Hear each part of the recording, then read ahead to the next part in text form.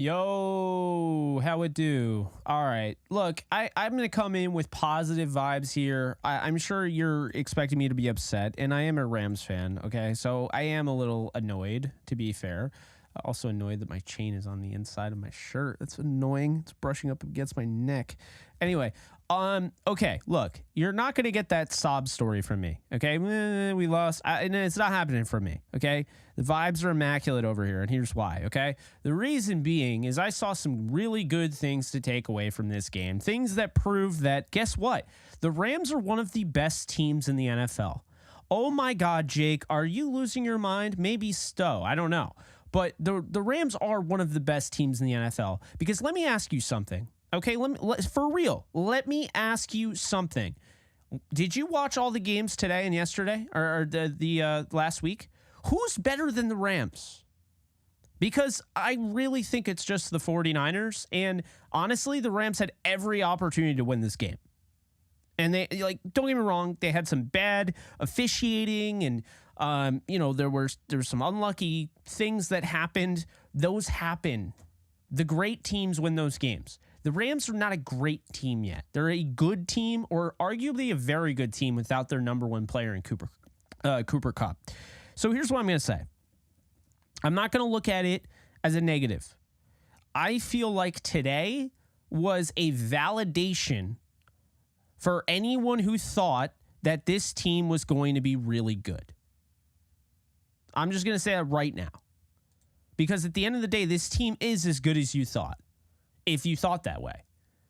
They're not tanking for Caleb. They're not tanking for anybody. Look, best thing that happened to this team today was the fact that they found out who they really are. Cam Akers doesn't fit their offense. He doesn't. I told you guys last week, I didn't realize he wasn't going to fit the offense until we saw it week 1. Cam Akers does not fit the offense. He does not. And apparently he doesn't fit the we not me culture either. Now, I don't know what happened, okay? And I haven't heard the presser. I'm just saying the Rams are for real. They did not get blown out in this game. I don't even think the score indicated how the game really played out. 30-20 was not really the score what it should have been, so I like that they got that field goal. I'm just going to be frank with you. Was really impressed once again with Matthew Stafford. I feel for him, the interception that went off of Kyron Williams' hands, I feel for him on the interception. He's trying to make a play. And I feel for him, look, before Noteboom went down, let's be honest here, guys. Let's be honest. Before Noteboom went down, the 49ers didn't even see Stafford in the backfield. It was a wall. It was impenetrable. And so that is how I'm going to look at this. I feel really good about how things went in this game. It went kind of similar how I expected it to, but Kyron getting the start right before the game, I couldn't have foreseen all that happening with Akers. I did say he didn't fit I didn't think they'd do something like that. To me, fool me once, shame on you. Fool me twice, shame on me. This is my bad. Because I'm the one that stuck by Akers when he came back last year, even though they pushed out my guy Henderson for Akers. Henderson, as you guys know, I was banging the table for. I said he was better. I still stand by it. I think he's a better running back than Cam Akers. What we found out is, look, Cam Akers doesn't fit the offense, and Cam Akers took advantage of weak defenses at the end of last season. Those are true. But Kyron Williams, guys, this guy can ball. And I don't want to hear anybody say Kyron Williams cost us the game, because you're not in the game without Kyron Williams. What he was able to do against this defense, he had over 100 yards of total offense. Actually, I think he had exactly 100 yards of total offense. He had 48 receiving yards on 6 catches and 14 carries for 52 yards. He had 2 touchdowns, so another back-to-back 2-touchdown game for Kyron Williams. Williams not only runs with certainty, he's not only intelligent, he's not only somebody that's willing to stick his face in the fan, get his jersey dirty, and go clean house as a pass protector. No. Kyron Williams doesn't stop there.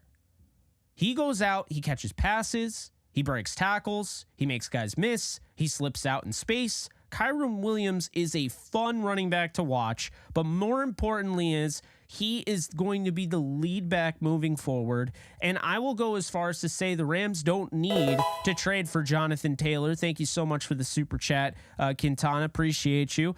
They don't need to trade for Jonathan Taylor. They have their running back in Kyron Williams. And if you want to say Kyron's too small, okay. People said the same thing about Austin Eckler, who went to Western State? I don't even know. Like, what was it? It was Western State, I think it was. I mean, Kyron played at a school that people know, and people still want to sleep on this guy. Well, no more sleeping. He's got Sean McVay calling plays. He's got Matthew Stafford as his quarterback. This offensive line can actually block. Now, that's what I want to talk about. Noteboom. I think everyone owes Noteboom an apology, including myself. Joe Noteboom was unbelievable for this offensive line, and I hope to God he's okay. Because guess what? Joe Noteboom did not get to play with this offensive line the entire offseason. He did not get to work at right guard this entire offseason. He had a handful of practices to get in there and compete at a position in which he had never played. And you're telling me that Noteboom came in there and they couldn't even get to Stafford? Nick Bosa couldn't get to Stafford. Javon Hargrave couldn't get to Stafford. Although early on in the game, he almost sacked him on a handoff, but that's not the point. The point is the offensive line, impressive. They did their thing. They showed you this team can beat anybody, guys. This team can beat anybody. A few bad bounces screwed them over. I mean, just think about that. If that fumble just gets pushed back into the field of play and the Rams pick that up, who knows what happens at that point? The Debo fumble. Just some fluky stuff that went on, and I think it'll be different next time. I think they're going to win Week 18. I think they're going to be scratching and clawing, and they'll win Week 18. I think they're going to be a really good game, a really good team Week 18. Stafford looked really good. The offensive line looked really good up until the end when it was obvious. That's the thing. Also, let's be very, very fair here to Matthew Stafford, to the offensive line. Very fair. It is very easy for the defense to know and to run at you, to rush at you, send 4 or 5 guys, and know that you're passing when you're down in the game. That's when you ever hear the term pin their ears back? That's what they're talking about. I now know that you're going to throw the ball. You're going to drop back and pass it. And I can come at you. And that is the thing. So when this game was a close game or the Rams were winning, that wasn't the case.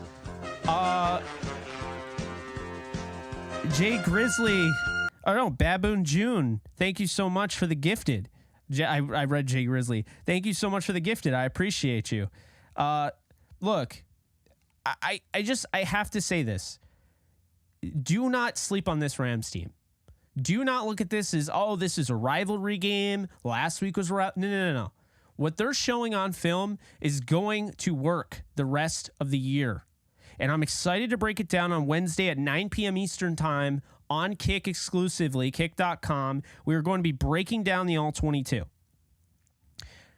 Another thing I want to say, if you guys weren't on my Bleacher Report stream earlier, then this is the first time you'll be hearing me say this. And this is important. Okay?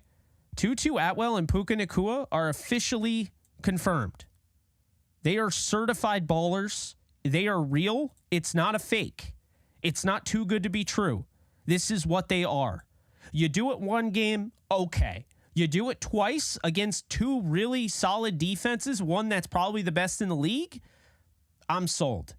Puka Nacua had 20 targets today. He had 15 catches. He had 10 last week. He has the most catches of anybody in their first 2 games in the history of the NFL. And Tutu Atwell to now go over... Oh, Sonny, thank you so much. Week 2 in the books, not mad at this. L at all. Young boys came to play. I love when I'm seeing a few things to fix, but we good. Boom. Thank you so much for the super chat. Appreciate you. Awesome Bill, thank you for what you do. Also, can we agree Stafford doesn't trust Van? Thank you so much for the 5, Awesome Bill. Really appreciate you.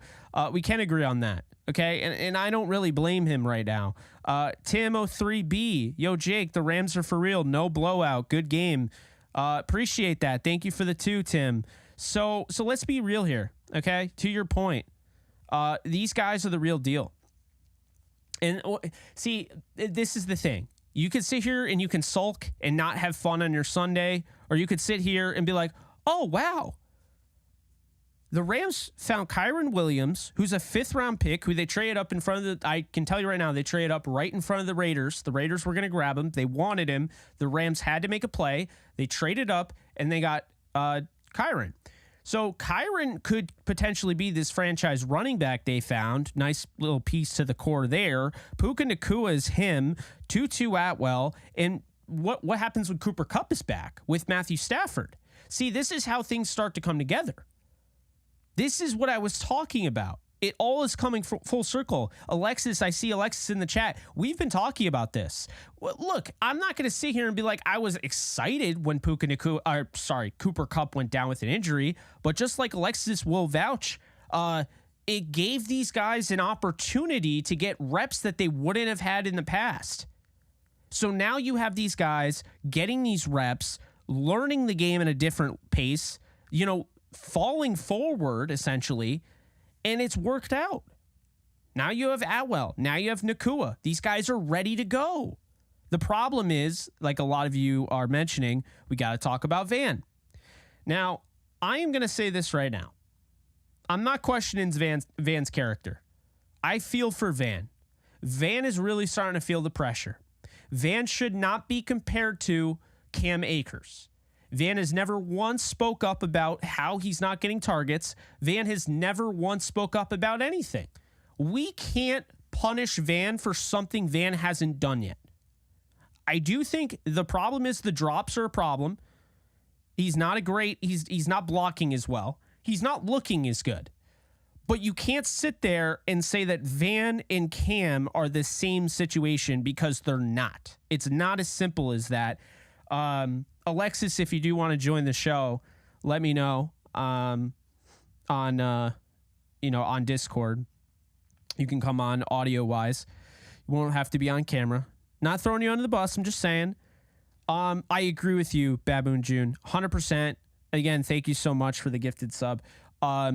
Van has to produce more, because if he doesn't continue to produce and he slows down, then that's going to be an issue. These guys are playing at their damnedest right now. They are fighting off, all sorts of guys in front of them. And right now, I'm just going to be real. Van Jefferson's going to lose his spot in the rotation if he's not ready. So, I got Ayak 97. Alexis, I know you said you want to hop on real quick. So cool. I will be on the Discord. I'm actually going in the call in now. I'll bring in Ayak 97 afterwards. So hopefully that's cool, Ayak. My co-host of Downtown Rams, who you all probably know by now, Alexis Kraft, is going to stop by JE Live. Just hop in. Cool. Appreciate you. Just hop in, Alexis, when you're ready in the Discord. If you need a link, I don't know if you do, but if you need a link, I can send you one. It's just right in the voice chat. That's how we do it. So, hopefully soon, because it just says Jake Ellenbogen and I look like a fruitcake. But no, I'm not feeling bad about this loss, guys. And I understand. I get it. I know the Niners rivalry means something. I'm not trying to discredit anybody. And I understand some people look at it like, it's easy for the upstate New Yorker to say that. Again, totally understand where you're coming from.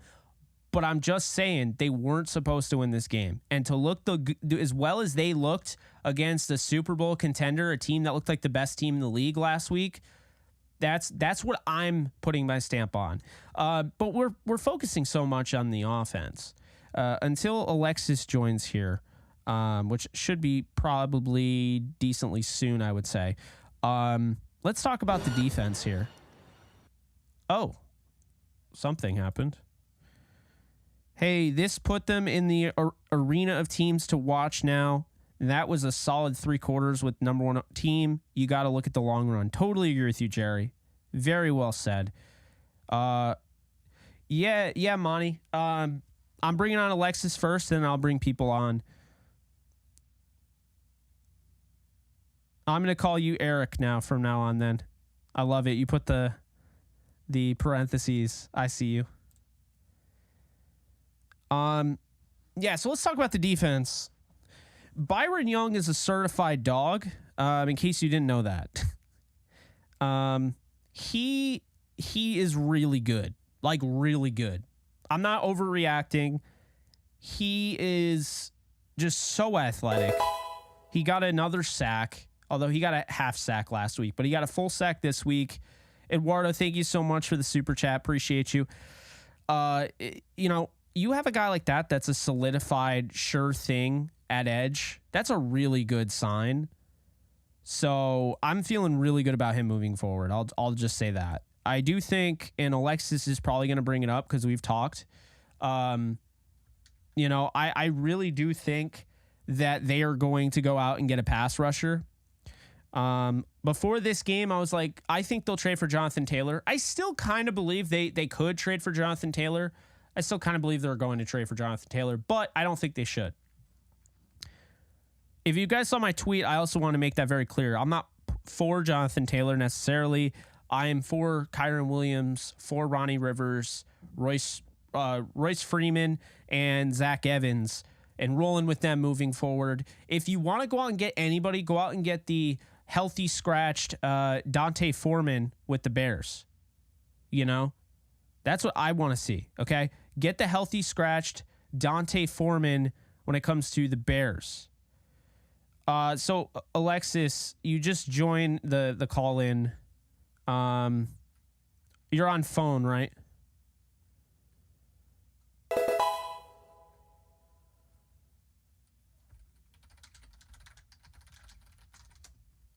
Let's see. Hilltop, appreciate you. We could be the only team to lose and still move up in the power rankings.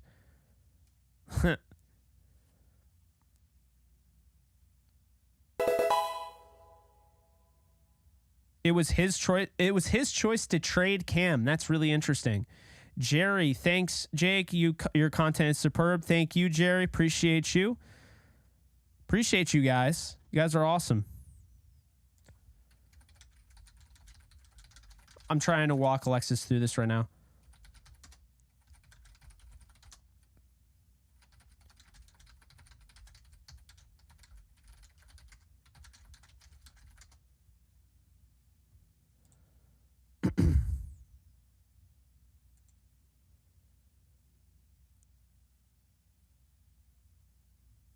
Okay, I'm just trying to get her situated here.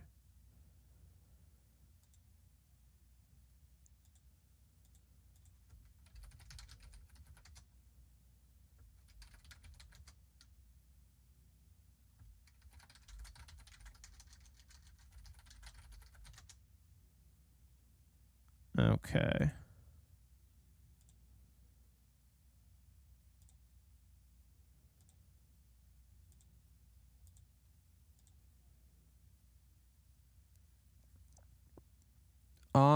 I can't hear you because you are not in it. Oh, there you are.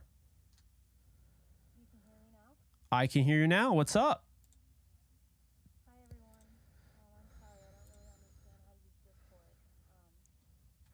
No, you're fine. Yeah, let me just make sure they can hear you. Just because. Dar, thank you for becoming a gold member. Appreciate you. Can you hear Alexis now? Alexis, can you talk for me? Yeah, can everybody hear me? Yay, nay? I don't have the chat. I guess I should probably pull the chat up. Okay, chat. It says we're good. All right. Cool. Okay. I think there was something earlier that you asked me when you asked me to join, and I didn't even see what it was. Oh, I think it had something to do with the defense. Like, oh yeah, I said you can vouch for me about the trade. You and I both agree that they need to make a trade for a pass rusher. Yeah, like expeditiously. Yeah, I I mean, mean, yeah, go ahead. I was going to say, with the way that the defense played against an offense like the 49ers, I mean, we're doing that with zero pass rush, right? Imagine if we had someone in there that could at least put up a halfway decent pass rush. You know what I mean? And I think when people hear us talk about we should trade for a pass rusher, they're thinking that we mean we need to go out and trade for a superstar, give up, first, second round pick. I don't think that we need to do that. I think we can get somebody who maybe isn't a superstar, maybe isn't Chase Young, right? But is somebody, like I know you like Malik Reed, someone Yeah, along that line who is just going to at least bring a presence to, kind of beef up the defense that we have that is young and unproven, but they're playing really well. I mean, I thought they did fairly well maybe until the end of the game against the 49ers. yeah. I mean, I know people know Malik Reed because we interviewed him, but in all honesty, it's not just because you and I interviewed him. It's because the guy fits the scheme. He worked with Fangio, and I feel like that would be a good fit. And he's somebody that he doesn't need to start. He'd be like Justin Hollins, Justin Hollins didn't have to start. He just wanted, he was in the rotation essentially. I think he makes sense. I think maybe checking in on like a Kayvon Chason from the Jaguars, kind of like what they did with Dante Fowler. Yeah. Like to your point, it doesn't have to be a Brian Burns. It doesn't and Malik Reed is a free agent, so that's even better. But it doesn't have to be that. I would say if they're going to go after a running back, I don't think it has to be Jonathan Taylor either. I think the perfect running back to work alongside Kyron and to be his like kind of, thunder and lightning would be Dante Foreman, who the Bears, they made him a healthy scratch day. What are your thoughts on that? Yeah, that adds up, I think, kind of with a good contrast to Kyron, because Kyron isn't, that bell cow, right? He's not the guy that Mm-hmm. he's not like the Derrick Henry esque type running back, but, he does a little bit of everything. But, the way that they used him today, I mean, I thought he did fine, but it would be nice to have a running back that can kind of like be that like punch in the face that I'm not sure that Kyron is that style of running back. Although He had the a Rams moment seem today. to be they what? He had a moment today where he showed you, okay, he could take the brunt Oh. of a workload. Oh no, yeah, he really can. I definitely don't have a doubt that he can. It just would be Mhm. like an added luxury to maybe get a running back that complements his style a little bit. But Jake, you know what's interesting? Through 2 games, none of our wide receivers have a touchdown, which feels so unusual It for a Rams team. it really is. And I feel like and that's the funny thing, right? It kind of goes to show you like kind of touchdowns are a little overrated. Because don't you feel great about this receiver room right now all of a sudden when Cooper Kupp comes back? I do, and that's the thing. Like, it doesn't really matter how we get the touchdowns if your receivers are at least when they're called upon, do what they need to do, right? Yeah. I mean, they're making the catches all game. I mean, Nakua, obviously. I mean, he broke records today, quite literally. But then Atwell stepped up. Skoranek had a couple good plays, other than when the defender tried to rip his head off with the face mask.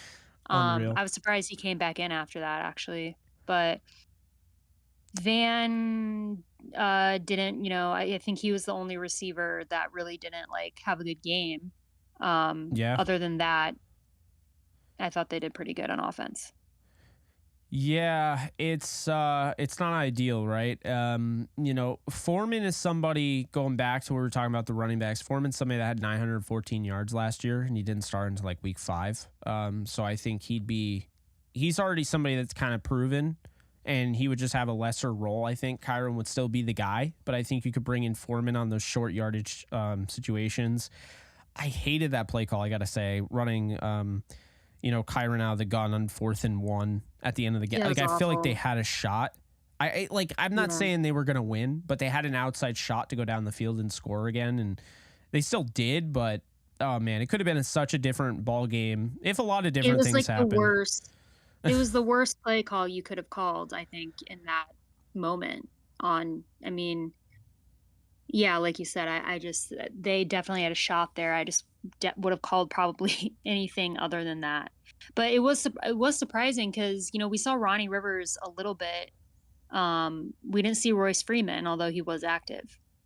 Yes. I think Royce is probably going to chill in the special teams unit.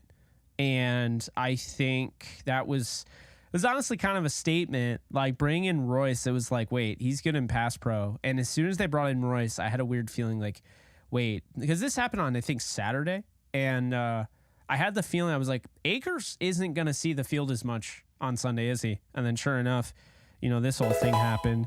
Matthew, thank you so much for the 20. Appreciate you, man. We lost, but we got a scrappy, hard fighting bunch of young guys. Proud of them. I hate them, but the Niners have a really good team. I agree. So let me ask you this, Alexis. What are your thoughts moving forward? Because you and I both had them losing this game. But to win to lose a 7-point game to who you and I think is probably right now after week 1 and week 2, the best team in the league, maybe. I'm feeling really good. Like, I'm not even upset. This is probably the most non-upset I've ever been about a loss, which has nothing to do with the opponent, just what they showed off. But like, where are you on that? I'm on the same page. I'm obviously upset that we lost because I feel like we could have won. Yeah. You know what I mean? But like, at the end of the day, I don't think many people expected the Rams to go into this game and act like they could have won, right? So the fact that we were even in that position makes me really happy because we're only going to get better, right? Assuming everybody stays healthy, it's only week 2. So we're doing all this in week 2. We face the 49ers again in week 18. And that could potentially be a very big week 18 matchup, because week 18 matchups go one or two ways. Either your season's over and it doesn't really matter and you're playing for pride against a division opponent, or it's like you're playing against a division opponent and you're both fighting to get a spot in playoffs. So I'm not worried about it. I think at the end of the day, yes, we lost. There was about 4 or 5 things, I think, in the third and fourth quarter that contributed to that. But I don't think that anybody who watched that game from start to finish can be like, oh yeah, the 49ers are just so much better of a team. Because that's not the case. We just watched the Rams hang with them for 3.5 quarters of football. Yeah, and I think I actually want to get your thoughts on this as well. After watching the Lions go down at home following, upsetting to some people, I wasn't upset. I had them winning, but beating the defending Super Bowl champion Chiefs, and they go down at home to the Seahawks in overtime to a team the Rams clobbered last week. Did that kind of, before the 49er game, give you some sort of validation or some hope or something? Like, okay, just a reminder, this Rams team is actually that good. Or did you really not look at it that way? I didn't really look at it that way because I felt like the Lions should have won that game. Yeah. The Lions sold, in my opinion, and I didn't watch the whole game, but and I'm not invested either way because I'm not a Lions or Seahawks fan, obviously, but I guess I just didn't think about it that way because my thought was more just oh man, Jared Goff, the the Lions just really, I think they just had a bad game. But I also think that we should give ourselves credit for beating the Seahawks because I do think the Seahawks are better than a lot of people give them credit for. Yes, and it's almost, I guess it's better for the Rams' resume that Seattle won that, but typically speaking, you would have obviously liked to be able to get that win on the 49ers and, be atop the division. The Cardinals lost today. Looked like they've played the last 2 games tough. They're not tanking on the field. They might be tanking, in the when they learned Caleb Williams didn't want to go there, they just were like, I guess we won't tank anymore. Yeah. Isn't that funny how that changed? Yeah. It's and all the survivor picks and everything, there are people that pick the Giants and their survivor and they're like, am I going to really lose week 2 to the team that was supposedly tanking? I still can't believe they lost that game. But next week, Monday Night Football, and obviously, self promo here, Alexis and I will be doing the Downtown Rams podcast, get you guys ready for the Bengals game. But what are your early thoughts going into Cincinnati Monday Night Football? Because I mean, I know people are going to be like the Bengals I'm picking because they can't go 0-3, but I mean, I don't see this team as a 1-2 team. Where are you on the Rams Bengals game? I think the Rams can and should win it based on what we've seen the Bengals do. So, I mean, the Bengals have been awful the first 2 games of the season, and Joe Burrow got hurt today. So I'm feeling optimistic about the Rams' chances to win going there. I mean, obviously, if you would have asked me about this, like before I watched the Bengals' first 2 games, I would have said it would be a difficult one for the Rams to win. Oh, yeah.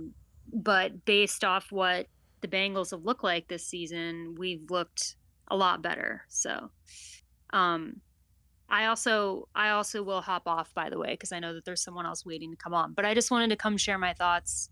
Yeah. And say hi to everybody. So thanks, guys. Go Rams. We'll bounce back in week 3. Hey, you're welcome on anytime, homie. Appreciate you stopping by, and yeah, we'll get together and make those pieces of content, get people ready for the Bengals and Rams.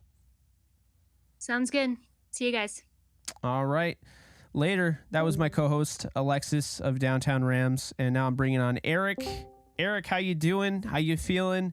I know it's a tough loss because they were in this game and they definitely had a chance to win, and it is the 49ers, but I'm feeling good. How are you feeling coming out of this?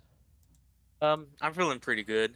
You can hear me fine, right? Yeah, I can hear you very All clear. right, cool. Yeah, at first, when the game ended, I was like, I feel like every fan's upset, but Yeah. and but after, thinking about it, listening to you and Alexis talk about it, scrolling Twitter, seeing all the other guys, like everyone else on Rams Twitter tweeting about it, I think this was a really, really good display kind of what this Rams team is about. Last week I said I did predict a win, but I did say it would be a coin flip, and if we did lose, it'd be by 1 score, 1 possession. It's going to be close, and that's exactly what happened. It was a really close game. Just a few mistakes that I think are easily fixable. The refs didn't help us, but I don't think I don't think the refs made the game unwinnable. You know what I mean? I agree with that. Yeah. So I just think we gotta not make any of those mistakes if we in the future. And this team's young; they're gonna make mistakes. Kyron is, this is almost a rookie season for him because last year he got hurt in the first game on a kickoff or something, and he only played a few games. I know Alexis had to be really happy seeing Kyron come in. Oh yeah. I remember she loved him last year. So, yeah, he looked good. But he made what I say a rookie mistake, even though he's technically not a rookie, with the whole deflection. He took his eyes off the ball, and that's what young guys are gonna do. You can't blame him. Hopefully he learns from that moment, which I'm sure he will. Puka had a few drops, but none of them are crazy, and he's young too, and he's getting beat up straight up. He's getting pounded these past 2 weeks. I'm a little worried because he's just coming out of college, so it's not like his physique is completely filled in yet, and he's taking on a crazy workload. So I'm worried for Puka a little bit, just hopefully he can heal up and not be super involved. That's where I was kind of hoping Van would come in and take not a lot, but at least a portion of the load off. But I'm not sure if anything's wrong with Van himself or what. I feel really bad, like you were saying. I feel really bad for him because I just remember back in the was it the championship or a couple years ago when he made that touchdown catch? And he goes right up to McVay and says, "Hey man, thanks for trusting in me. Thanks for believing in me." I just feel bad because Van. I know he's trying, but I don't know what's wrong with what's up with him. I don't. Yeah, it's tough with Van because, and this is what I'll say, because I am so worried that people are going to get on him like he is essentially Cam Akers. I feel like those two are completely they're completely different situations. You have a guy who's bought in, who's never complained ever, who's never ever once made it about him. You cannot compare him to a guy that's really multiple times made it about him. It's why he's off the team. I think that's a really important distinction there. And I think it's really important because, you don't want to start getting somebody in trouble for something they haven't done. And, I think that's really what it comes down to with Van is that, he's getting in trouble for something that he hasn't done yet. And, I don't think it's anything that Van isn't capable of. I think he just has the yips right now. And I think this is what happens, we can say it's easy. Like, okay, like, yeah, he's mentally soft and all that. But I mean, hey, I think when you look at Puka Nacua and Tutu Atwell and he's out there and he's running his routes and he's never getting the ball and not complaining. And, then he drops a pass, like he's going to be upset at himself.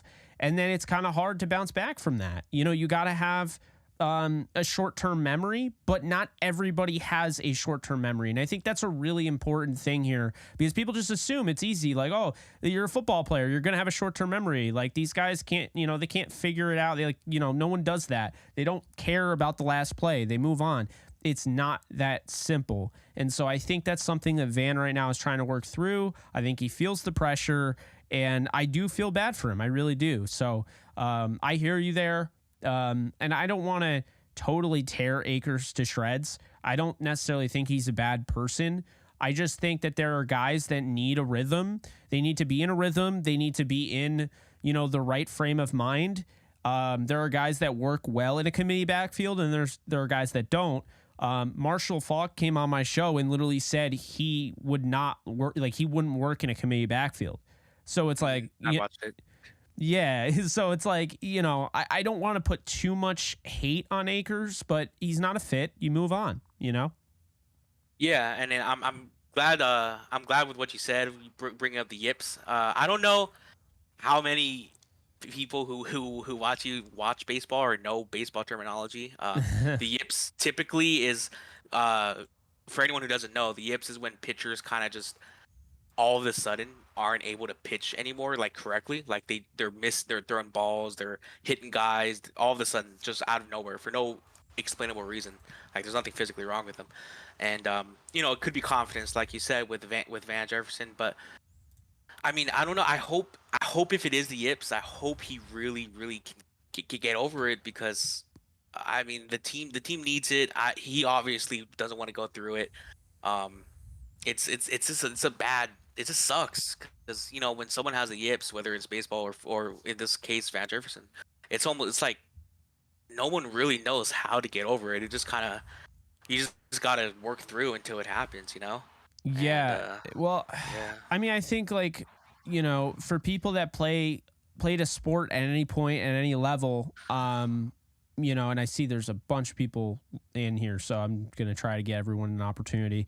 I think people that play a sport at a certain level, no matter what the level is, when I look at it, like for me, when I was younger and I was playing baseball, I used to get hit a lot because I would lean over the plate. And it actually led to one day my brain kind of getting me all freaked out before the pitch where I was putting my foot in the bucket. I don't know if you ever heard that term in baseball. But you put your foot outside of the box, so that way you have a quicker reaction time to get out of the way. You only do that when you really feel like you're going to get hit every at bat, and it makes it almost impossible because you're backing out of the batter's box before the ball gets there. That happened to me at a really young age, and that is what I would like. That's the comparison I would have to the yips. A little bit different, but. Yeah, that actually happened to me too back in Little League Baseball. Luckily, I did go over it after like 2 weeks. There was this kid. There was this kid in practice who freaking. They were trying to make a pitcher on our team, and he just kept hitting me. I was like 12 years old. I was pissed, But yeah, and back to the Rams. Like you said, the O-line looked great before Joe went down. against the 49ers defensive line they're one of the top of the league. They're top 10, top 5 kind of people, and the O line looked amazing. Now I do know Joe went down with a shoulder injury. I don't know the specifics. I'm really hoping he's okay. Yeah.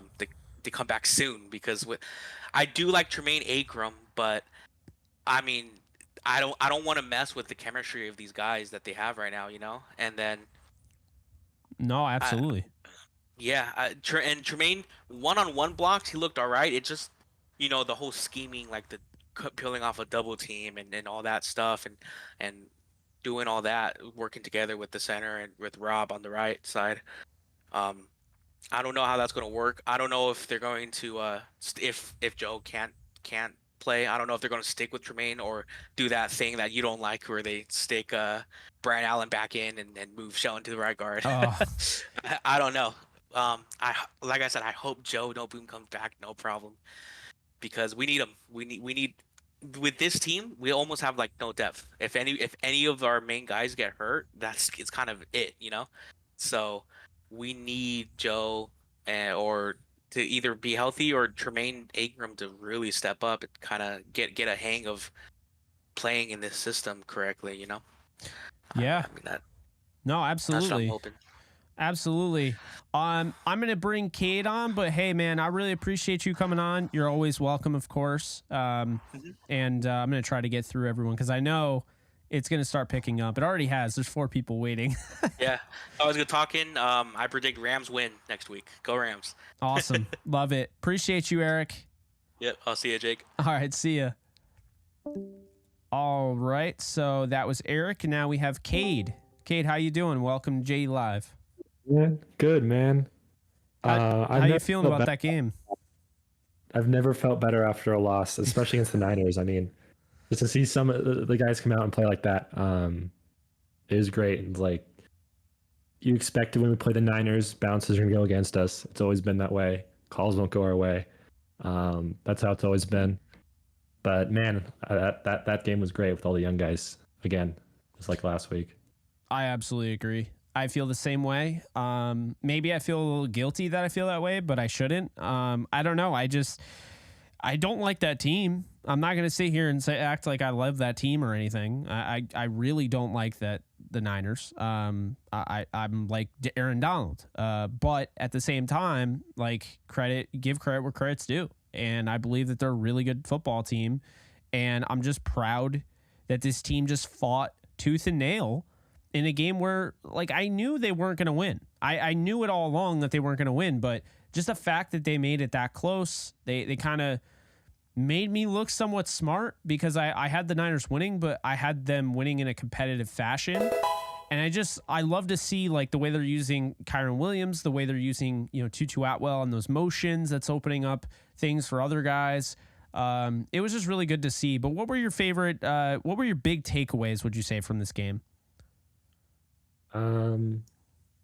Big takeaways. I mean, it's like you said, they can call it a rebrand or whatever all they want. Or whatever their term is, but it's a rebuilding year, and to come out against what is supposedly the best team in the league like that, I think there's just a lot of guys in the right places right now, and I mean, there's pieces missing, like you said, pass rusher, and that whole situation with Cam now. So,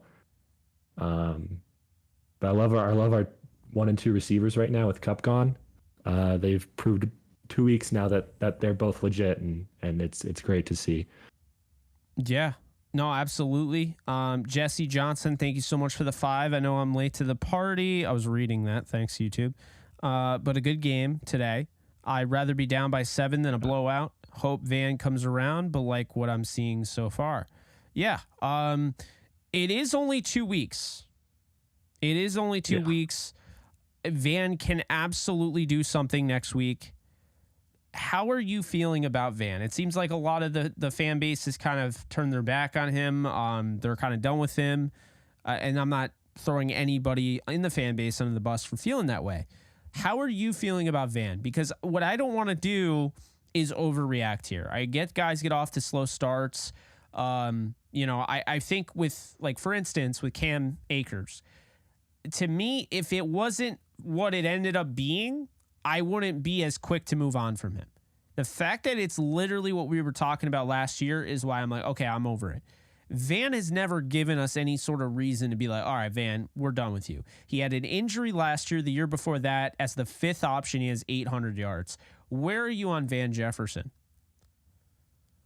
I just feel bad for him. I mean, like, this is a contract year. He didn't really show up that much in week 1, but he had some catches. He wasn't bad. I think he had some mistakes today, but I was looking on Twitter throughout the game and after the game, and it's like he's just catching all this heat because I think when the Cam stuff happened, and they're often seen as a pair because they were drafted in the same draft together, I think. Yeah, 52nd and 57th. Yeah, they're always seen as like, even in the Rams training camp videos, all that stuff. It's like it's Cam and Van. They're like best friends or whatever the story is. So I just see him getting lumped in with Cam, and it's like it's a contract year for him, so it sucks. It does suck. I hope next week and throughout the season he finds a groove or just gets some reputation back because I mean he was super important in the Super Bowl run. He started that season with the bang, so no, I agree with that. It's not great to see. Yeah, no, I definitely agree with that. How did you feel about the defense? Because I understand you see 30 points put on the board, but I thought the defense played well. Like, I'm not sitting there like, oh, the defense gave up 30 to the 49ers. This is terrible. Like, I thought the defense really played well considering, their back was against the wall multiple times. I'd like to see him get more pressure on Purdy, but, I thought Byron Young played really well. I thought the linebacker stepped up. Roseboom had himself a decent game, which I don't think he's going to get talked about enough. And I thought Darion Kendrick, who's now gone up against the likes of DK Metcalf, Tyler Lockett, now Deebo Samuel and Brandon Ayuk, really held his own. So, where are you on that? Yeah, I mean, I have to look at like where the drive started, but I mean, there was those 2 interceptions where they weren't they were pretty deep in Rams territory. So they had 2 bad starts. On 2 of the drives. So that's part of that 30 points. But I think the score didn't really tell how the defense played. I think there were things where they're young and DK's going up against Ayuk and Debo, and it's hard to contain this Niners defense. But for the team they're going up against and a lot of the situations they were in, I thought they played great. Yeah, no, absolutely.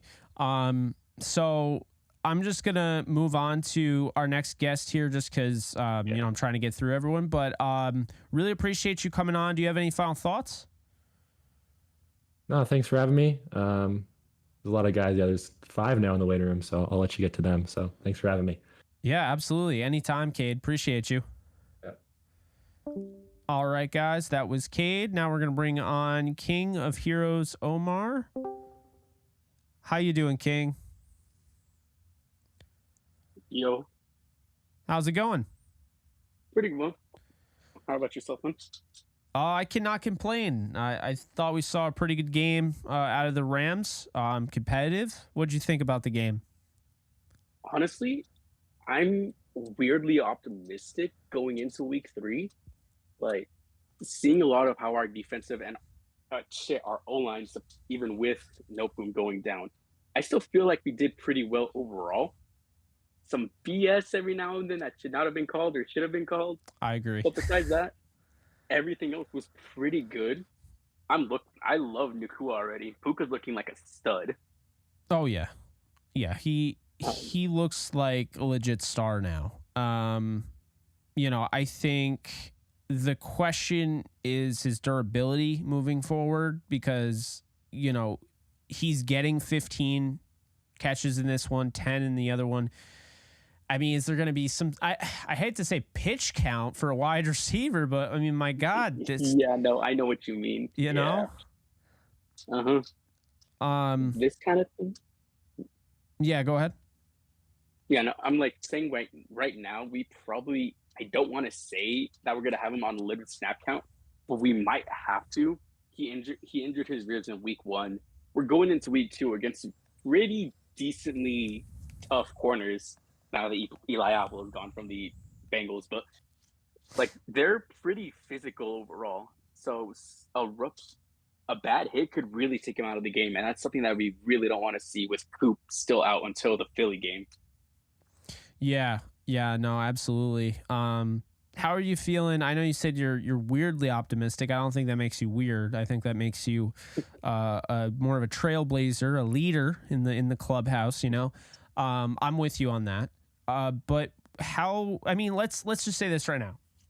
I'm gonna give you 4 games. Ready? I'm gonna give you the Bengals. I'm gonna give you the Colts, the Eagles, and the Cardinals. The Rams are 1-1 right now. How many wins are they winning out of those next 4? I'll say 2 on the low end. Okay. 4 if we're very lucky.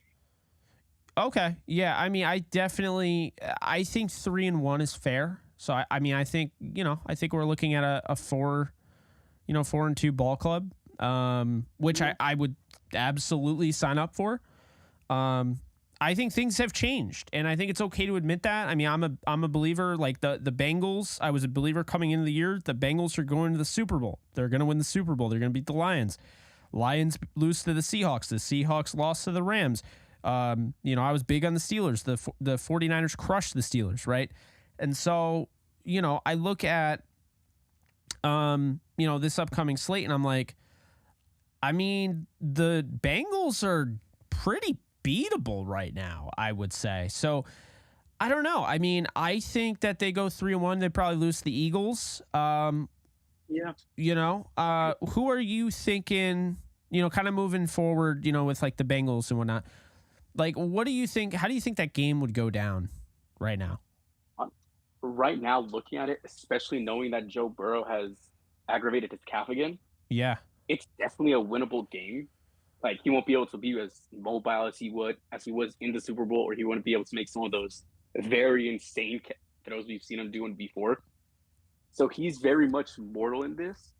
And with how their O-line is not shaping up to be good, I'm pretty sure Lyle Collins has been benched because he hasn't been as he's been advertised. So really, they are pretty mortal. We can not exactly easily beat them, but I could see it being a like 30 to 35 shootout or something very similar to that. Yeah, I agree with you. I think they're gonna win.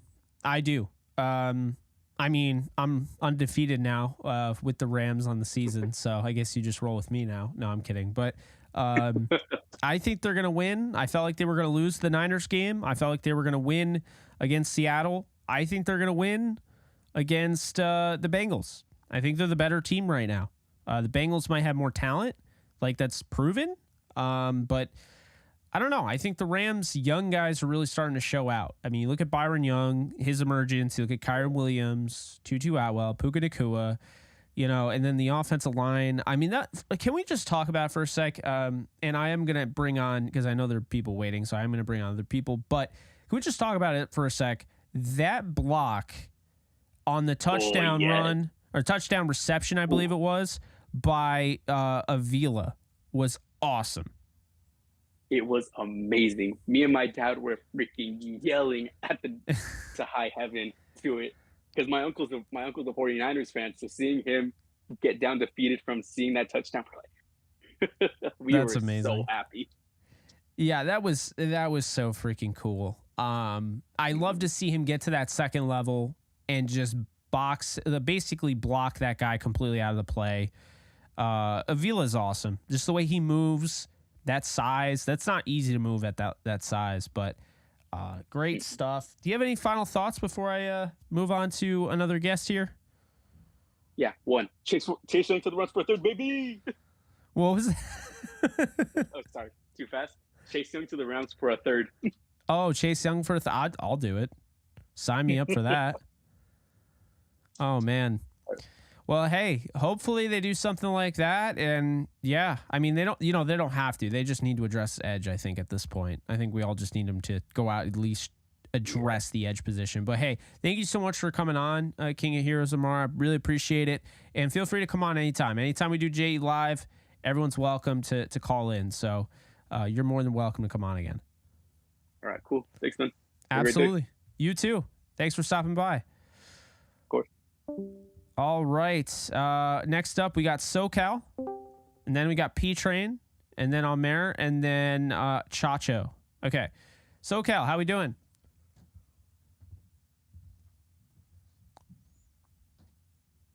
You there, my friend?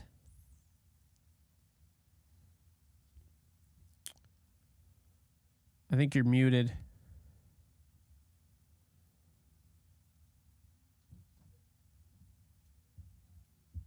Why didn't Dotson come in for an open?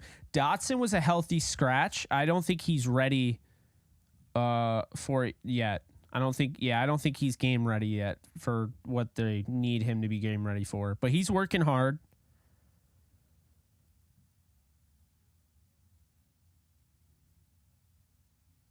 All right. SoCal, I'm going to leave you in the waiting room. And I am going to bring in P-Train.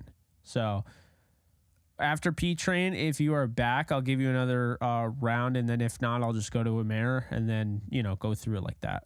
So. Okay. P-Train, my friend, how you doing? I'm doing great.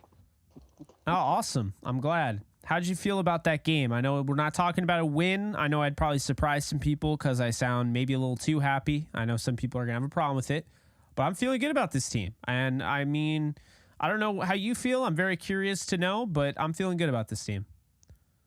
Well, I surprised myself. I'm not feeling as bad as I thought I was going to feel about it. I had to turn the game off when Stafford threw that interception and the second one. First one, I don't even count that. That was not his fault. But that second one, I said, game's over. Turned off the TV. I'm done. I didn't want to see no more. I said, that's it. But I'm not mad. I think there's a lot of positives to take from this game.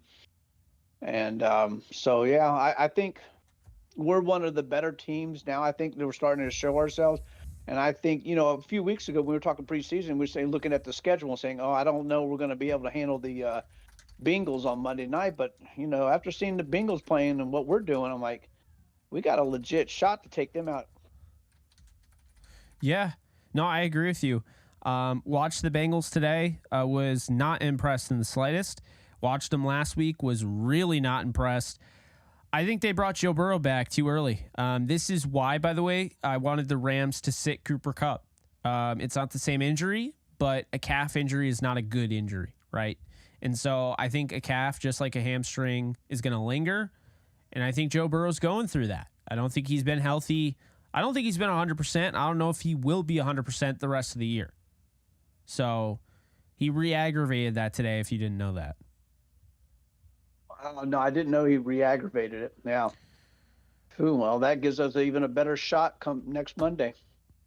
Yeah, absolutely. Obviously, you want to play him at full strength and no excuses or any of that, but definitely helps.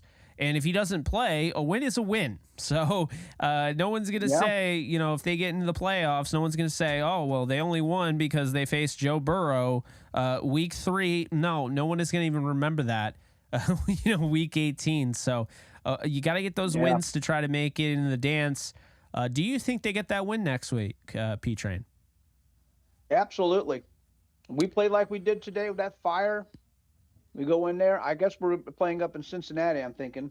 Yeah, Monday Night Football. Yep. I think we could take it. I think it'll be 10 points or more of a victory. Oh, wow. Okay.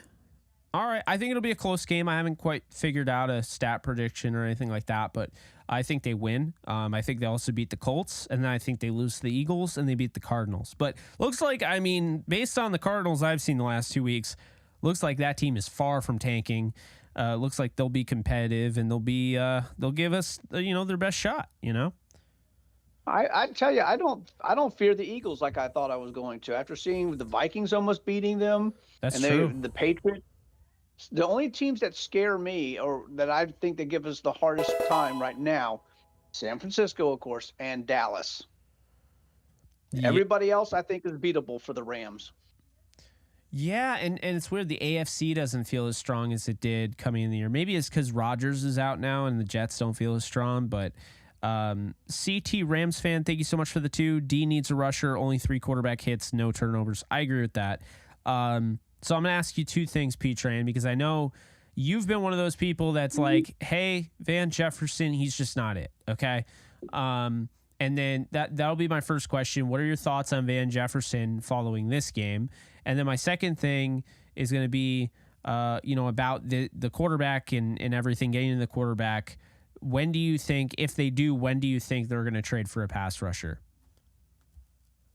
Well, if you remember, you and I have talked about Jefferson before in the last 3 weeks or so. Yeah. I've never been high on him. No, you're right. There's just something about it. And now, is he a Cam Akers? No. I like Jefferson because of his personality and he goes to work every day. He's not, trying to cause any issues or be a problem, a cancer in the locker room type of thing. He goes to work. It's just, I don't know what it is. Is he injured? Is he just not connecting? Is he not running the routes good or getting separation like Puka and Cup would do and Tutu is doing? And so therefore maybe Matthew Stafford doesn't have a whole lot of trust with him. And then when he does finally throw in the ball, if he drops it, that only makes it worse. And I feel for Jefferson in those situations. Yeah, no, I agree with that. And, I like exactly what you said. Like, Jefferson and Akers are not the same. And they're going to get clumped together. And it's going to be unfair to Jefferson because he's out there. He's working. He's not complaining. He's not, he got 1 catch for 9 today. He dropped a few passes, but it's not like, he's making his problem everyone else's problem. I think that's really what it comes down to. I think I'm not going to say it's easy to be on this Rams roster, but I think at the end of the day, this we not me culture is also this don't make your problem everyone else's problem culture. And I feel like Akers having a problem with not getting the ball. He pushed Darrell Henderson out, in case you guys didn't know that, because he feels he can't be in a committee situation. So he pushed him out. But yeah, I don't know. It's interesting. But what are your thoughts on the pass rusher? Is there anyone out there that you would want that's realistic? Not so sure about that. Real quick, because you said something that triggered when you said Darrell Henderson. Mm-hmm. I wonder how much Sean McVay is kicking himself for allowing Cam to basically push out Henderson. Oh, I know. In my opinion, Henderson was the better back. And if you had Henderson and Kyron Williams right now instead of Cam, who knows?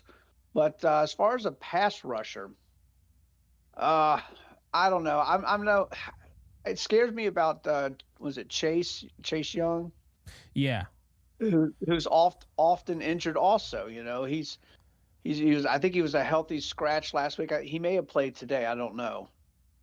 Yeah. I'll look that up for you. I actually don't know. Yeah, but it scares me because he's one play away from re-injuring himself again. And that kind of he had a sack today. Oh, how about that? Yeah. I think he's still going to be available at the trade deadline because I think the Commanders probably have a lot of other players, that can fill his role, or I think they feel comfortable. But who knows if he catches fire in the next few weeks before the deadline, he may not be available anymore. Who knows? Yeah. But I don't really have a preference. Because I don't want to see us go out and give away a first round draft pick, or even maybe not even a second rounder, maybe. But I just want us to keep our draft capital. As far as the first and second round. Yeah, you and me both. I'd like to keep. I think I've been told they're really just not, unless something crazy comes up where they're able to get Burns for a first round pick, since they offered multiple. I can't see them trading that first rounder. I think they really want to draft in the first. And what that means, I don't know what it means. They might just trade down, I don't know. But I think they want that opportunity to trade in the first. And I think really, when you look at just team building and everything, the first round pick is necessary because that 5th-year option is necessary. Gives you an extra year, which is a big deal. And I don't know. I think it's important. And the way I see it, like moving forward, it's just, I think the Rams, if they could move a third, like, I think Eric mentioned, or I forget who mentioned it now. I've already talked to 3 people, but if they could give up a third for Chase Young, I think I'd do that. But to your point with the injuries, I'm not giving up a premium first-round pick for a guy that's always hurt. Yeah. And maybe the Commanders can eat his contract instead of the Rams picking up the money on that too. I don't know. Yeah. It wasn't Eric. I'm an idiot. It was I already forgot. I'm sorry. It's been a long day. It's been a long week, as you can tell. Yeah, the last little thing I'll say, because I know you got other people waiting. Appreciate it. I'm wondering about Noteboom. I mean, I know he was playing great and everything. I've never been too high on Noteboom. I know he's played well in spots over the past few years, but I've never been high on him either. But to see him doing good in right guard made me feel good about him. But then we all know he's often injured, and here we go again. Second game of the season, and now it's a shoulder. Now we don't know the extent of it. I hope it's nothing major, but it brings back those memories. Like, come on, here we go. Yeah. I don't know. No, I hear you. It's a bummer because today showed you why Noteboom is on this roster, why they consider him as one of the best 5 offensive linemen. He does things that you can't just put in a backup to do. And today what they were doing is they were double teaming the interior and then having him slide out. And so he couldn't he was sliding out because of his athleticism. Noteboom is one of the more athletic guys that they've drafted at that position. But unfortunately, while he was sliding out, Ankrum isn't that athlete. So Ankrum was struggling to go from the double team to the slide out, and they had to double team all game because the 49ers, I mean, their front is insane. So they got through when Noteboom went down. That's when they got through. When Noteboom went down, they got through, and when the Rams, made it obvious that they were going to have to pass the rest of the game, now you pin your ears back. Now it's easier to rush the passer. So that's what happened essentially. But I'll give something a positive for Noteboom. To go from all the positions he's played to right guard where he's never played before, and to get as few snaps in practice as he did and come out and ball in week 1 and was doing really good in this second game. Hey, good. That's awesome for him. Because I think he needs something like that, a spot on that team where he can shine. Yeah, I absolutely agree. And, I got to say that I think going out, and if Noteboom isn't good to go, I think we're going to see Dotson. And I think we're going to look back on that Dotson trade. I loved it when it first happened. As you know, I made I made a huge deal about it. I made a video about it. I think we're going to look back and be like, man, Dotson, that was the move. That was the move that saved the season. And I mean, maybe I'm wrong, but I feel really good about it. I felt good about it when they made it, but we'll see. So, all right. P-Train, thank you so much. I'm going to bring on another guest here, and we'll reconvene in the next one. All right. I lost you for a second or two there, but I caught you coming back in. We're reconvening. Yeah. Yeah, so I'm going to bring on another guest here, but appreciate you as always, my friend, and we will talk in the next one. All right. Take care. You too. All right. Bye. Bye-bye. So now we are going to bring on SoCal again, see if... SoCal, you are muted. Are you there? Okay, I don't know what's going on there. Let's bring Amer. Welcome to JE Live. How you doing? Good. Can you hear me? Yes. Did I say your name right? Yeah. I was on last week. I never know if my microphone's okay.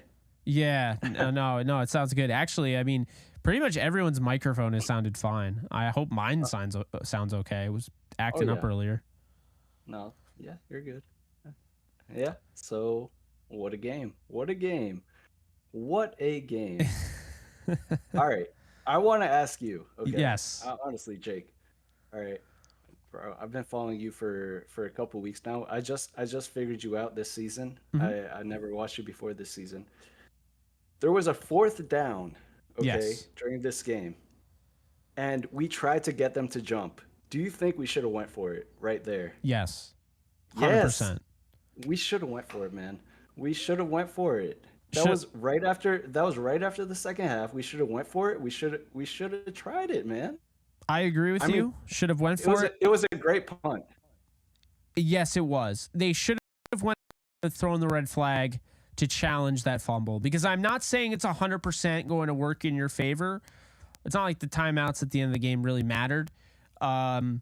I really wish they would have just thrown the red challenge flag and seen, because it I didn't like how they brushed off like, oh yeah, his foot is clearly out of bounds. Like you know what I'm talking about, right? The Deebo Samuel one. Yeah. Yeah. Hoyt had the ball. Yeah. Yeah. See, like to me, that should have been challenged. And I don't know if McVay looks back at that and be like, yeah, you know what? Like we should do that or whatever. But it's enough where it's like, I want to get an extra look at that. Yeah. That broke my heart. I know. But there was that Hoyt fumble recovery that was like very crucial. I thought, yeah, they should have challenged that. And then there was also a 4th down. I think we were like 4th and 2 right after the half. In the second half, it was 4th and 2, and we tried to get them to jump. And then we figured out they weren't going to jump. And then it was a delay of game, and the Rams punted after that delay of game. I think we should have just went for it. It should have been like an HB draw straight to Kyron Williams or something like that. Yeah, I probably would have done a bootleg with some protection as well, like have Higbee block and then release and maybe go out, something like that. Just I don't know. Yeah, it's man, it's tough. It's so tough. I'm just looking back at it. I was like, damn, there's some missed opportunities.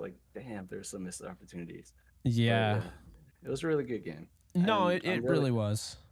I'm really happy with what the Rams put out there. Steve Avila is a beast. I think we all figured that out. The draft class. It's like the whole draft class. The guys that are playing is a beast, dude. Yeah. Last year's draft class is a beast. Like who really would have thought that Russ Yeast was going to be a starting safety today? I know, it's crazy. Nobody. I don't think anybody expected Russ Yeast to like be on that starting position this year. Like everyone was like so hyped about John Johnson. Did we even see John Johnson today? I think I saw him for like 5 plays.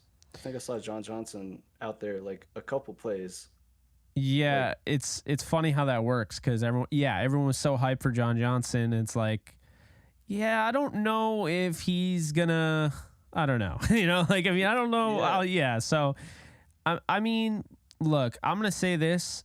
I don't think that there was anything from this game that left me concerned. I think everything moving forward, because I mean, think about it. The things that you're concerned about. It's like Van Jefferson. He's going to be the 4th receiver when Kupp comes back, and we don't even know. I have a question about that, but yeah, continue. I have a question about that. Yeah, what's your question? Now, all right. I love Van Jefferson. Yeah. Okay. I think he's a great guy. I think, he helped us win that Super Bowl. Could we trade Van Jefferson and pick up a new wide receiver? Look, in the free agency, okay? I've been scouting. There's Sammy Watkins. There's Jarvis Landry. There's Julio Jones. What if we picked up one of these guys just to, just be in the back burner? Is that crazy, or am I crazy? Like, really think about that. Like, let go of Van Jefferson, pick up one of these kind of veteran wide receivers that can help out these. Like, Puka Nacua is look, today I was watching the game very intently. Puka Nacua, I really hope we aren't overworking this guy. I really hope we aren't overworking him. It does feel like they are. His body was taking blows after blows after blows after blows. So I was thinking about it. Like, what if we pick up, Jarvis Landry, just the fifth wide receiver. Jarvis Landry could be our little safety wide receiver or something like that. Something that I was thinking about. Yeah, it's tough because I don't know how much space like Jarvis Landry is creating anymore. Like, I don't know if his routes are. I mean, there's a reason why he's not on a team. I get what you're saying, though. I get the sentiment. I think if they were going to go out and get anybody, I'd like to see them go out and get Kenny Golladay to reunite with Stafford. But I mean, exactly, yeah, I'm not too worried about the receiver position though, because I think Van will be fine. I just think he's probably gonna be a fourth guy now. What's up, Reek? How you doing? And they're not really utilizing Demarcus Robinson like Rams fans since '99 is saying. So that's another guy who has more experience than anybody on the roster with outside route running, and he hasn't missed a game. So, and he's somebody that is a good blocker. Although today he had a really bad whiff, but I think that they're just going to go with what they have, and if they bring in anybody, I expect it to be either a running back that can be a true bell cow moving forward and then use Kyron in the role that they want to, or they will go and get a pass rusher. That's how I see it. Yeah.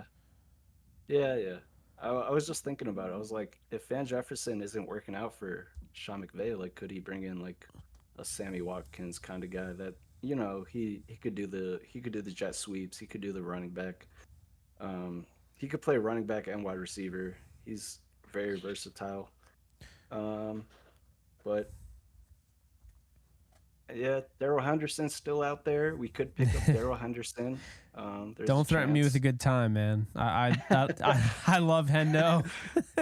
I know you said you found me recently, so I don't know if you saw me from afar, but I've been like the leader of the Henderson train. I still get so much crap for it, but I don't know why. I mean, the guy was really productive for the Rams in the limited amount of time he was used.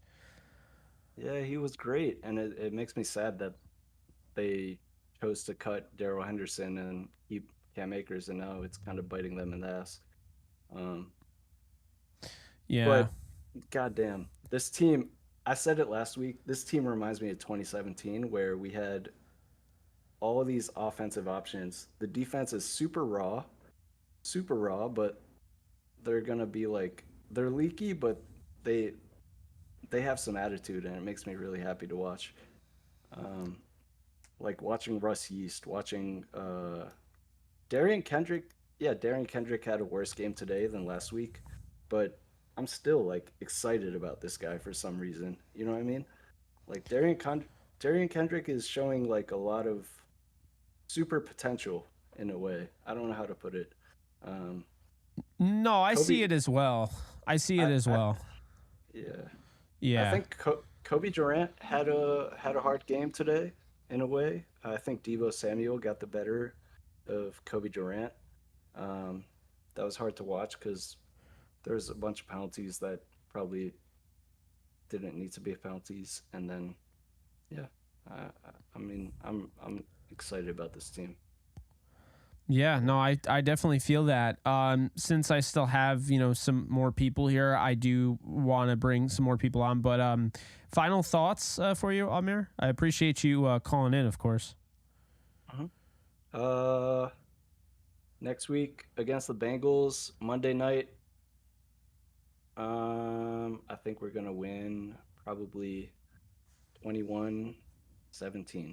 That's what I'm putting up right now. I like it. Yeah. You heard it here first. That's what I'm putting up. Hey, appreciate you. Definitely feel free to stop by anytime, of course. And thanks again for coming on, man. Thank you. All right. I'll see you. All right. Take it easy. See you later.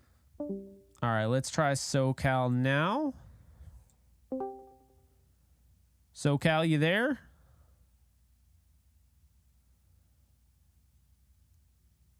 No?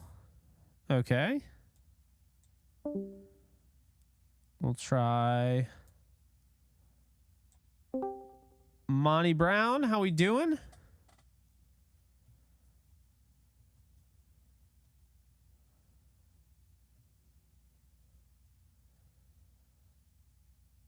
You're on mute, Monty.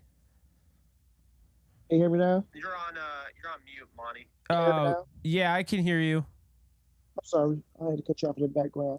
What's going on, my guy? How's it going? Man, chilling. First of all, I want to give you your flowers, man. I appreciate this show and everything you do. You're a hard-working man, Jake, when it comes to this content creator. I don't think people understand how much time and how much work you go into creating this content, man. So I want to, support you and give you all your flowers and your blessings, man, because, hey, you the man, Jake. You the man when it comes to this Browns football, man. Hey, Monty, I really appreciate that, man. It is a lot of work. And I mean, I know you make content yourself, so I think you get it like, on another level. So I really appreciate that, man, for real. No doubt, no doubt. But man, listen, I want to beat the Niners so bad, Jake. You don't understand. So one thing I love about you is the positivity that you give off, bro. I watch so many Rams channel, and I don't know how I just now finding you, because I go on other shows and it's a 149er show. I go battling with they fans so much, right? So I want to beat them so bad, bro. So when we this close, and when it's a self-inflicted wound that stops us from winning the game, because we lost the game today, but we lost the game. I don't think the Niners won. I mean, it's evident they won the game, but I feel like we gave them the game. That's just how I feel. I feel like we gave this one away, and that's saying something with us being without Cooper Kupp, right? A young team that's hungry. They dogs out there. You can tell that they hungry. And I just feel like we gave it away. But with all that being said, it's like you say, we got to take the positive out the situation to look at where we're at, because when you look at the predictions, nobody's seen us scoring 23 points. I seen one person gave us 10 points, one person gave us 13. We was at 7, but we was getting blew out and everybody picked. So to come out here and hold our own and then break right until the end of the third, going into the fourth quarter, we were still in the game even in the fourth quarter. It says a lot. Just a few things to clean up. Yes, it's a few players that we like to get back, but man, it's just I wanted this game so bad, Jake. Man, my little sister, man. Listen, we're in St. Louis, so we've been rocking with the Rams for so long, and the Niners been having our numbers for so long, bro. And it's like we've been having Seahawks the number, and I'm gonna make it quick, guys. I know it's people in the background. We've been turning the Seahawks ass up for a long time, even when we was trash. Aaron Donald got the most sacks on Russell Wilson, I think, out of any other quarterback. So it's like we had the Seahawks number, but it's like the Niners it's something about them. Even when we was good and they was terrible, it was something about them where they always beat us, bro. And it's just now we were so close to beating them. I need that victory in a regular season, even though in the playoffs it's even more sweeter because you knock them out. But in a regular season, I just need that victory over the Niners, bro. I don't know what it is, but those Niners fans, man, we just got to shut them up, Jake. We got to shut them up. Oh, I get it, man. I totally get it. I think it's funny because 2017, 2018, I believe 2019, they were pretty quiet. But here's the thing, Monty. I think they're going to shut them up. I think it's going to happen week 18. I think at the end of the day, this team showed you they can beat anybody. This team validated that, look, okay, they might be rebuilding, whatever you want to say, but they're a playoff team, right? I mean, I think we can all admit that they're a playoff team until proven otherwise. Yes, sir. I agree 120%. And the go out and get a pass rusher, I think we do need a pass rusher. I won't mind, like my guy said, put out a third for Chase Young. We know he injury prone, but I feel like you put him on the side of Aaron Donald, and not saying he don't have nothing to play for with Washington, but I think you come to LA, bro, I think it's a different type of hunger. If you get out of Washington and come to LA, the atmosphere, different trainers, different coaches, different players, be certain things that motivate players, on a different level. Not saying he's not playing his butt off in Washington or, he's not wanting to be who he is. But I think if you pair him up with Aaron Donald, I think them other guys there, they go eat even more. But we can just have another consistent pass rusher and somebody like a Chase Young. I think it's a match made in heaven, if you ask me, if you can get Chase Young in LA. It would be. Oh yeah, that'd be great. I mean, just think about the heir to Aaron Donald. I mean, that's how I would market it. Mm-hmm. He can learn so much from Aaron Donald as well. And then different regimens on working out and keeping your body straight. Like I say, when I got y'all in the background. When Vi came over, you can just tell the different energy in the room when you plan on somebody that's talented like that, and it just pushed you to a different level. And I think AD need, not saying AD not playing hard neither, but I just think if you get that second rusher like him with an Ernest Jones back there with all the other young players coming along, I just think that add on. I just think it's a match made in heaven. But man, I'm going to call back in, Jake, on another time, let them get it. But man, I just want to congratulate you on everything you do, my brother. I'm going to continue to support you, man. You the pick me up for the squad, bro. So I appreciate that because I am not gonna lie. If I didn't meet you, my head would be low right now. It really will. I think I'll be up under the covers, sad because the Niners beat us again. But to hear what you said, got to stay positive. Because whoever thought we'd be 1-1 right now? Some people had us going 0-2, so that's just a good start. But the way we start and to put points on the board, and for defense to respond, how they respond, and to my guy that called in before, to me, I don't think we overworking Puka. I think that's what he wants. I think he thrived for the challenge. I think when your numbers getting called, you want to show up and show out. And I think he's an energy kid, and I like that about him because his energy it changed. And I think when Cooper come back, I think they're gonna mesh very well, and he's only going to get better, right? We know that he's injured right now. Hopefully they can cut back on him a little bit just so he can heal up. But I think when you're that young, Jake, we know when you're young, your body heals quicker than when you old. And not saying that his injury we shouldn't take serious, but I think for him, what I mean, I think he wanted to be out there. I think just him being who he is, watching him in BYU and then Washington and things like that. There's always been him. Carrying the load. So I feel like it's okay. I don't think they worked him too much. And just on the running backs, I love Cam Akers, man. Cool with a few of his cousins. I just feel as if if he can buy in to we not me, right? And go out there and understand that, listen, bro, your role is still significant, right, on this team. And if you just, the money is the money right now. So it's not like you're going to get paid nothing extra this year. But if you can just buy in, bro, everything will fall in place. But I just think Cam is on some me, not we right now. And I think that's just being selfish, bro. And for Van Jefferson, I think he'll find his role. Like you said, it's the first 2 games. He's coming back. You still got to get the feel for it, right? Need more snaps, things of that nature. I think that'll play his way to where it's supposed to be. But overall, I think we're going to be A-okay, man. I appreciate the squad. And I appreciate you, Jake. I appreciate y'all around me. I know I'm running my mouth too much. To the ones in the back, I'm going to get up out of here. But, Jake, I appreciate you, my brother. I'm going to head back to the thing, and I will be calling in again, chap. Sounds good. Hey, I appreciate you, Monty. Always a pleasure. You be well, and I really appreciate everything that you said about me. It means a lot. I also want to, give a shout out to Spacebar 255. I know who that is. I know him personally, Mahmood, assuming. So a big shout. He just gifted me 5 subs over on Kick. So I had to give him a shout out.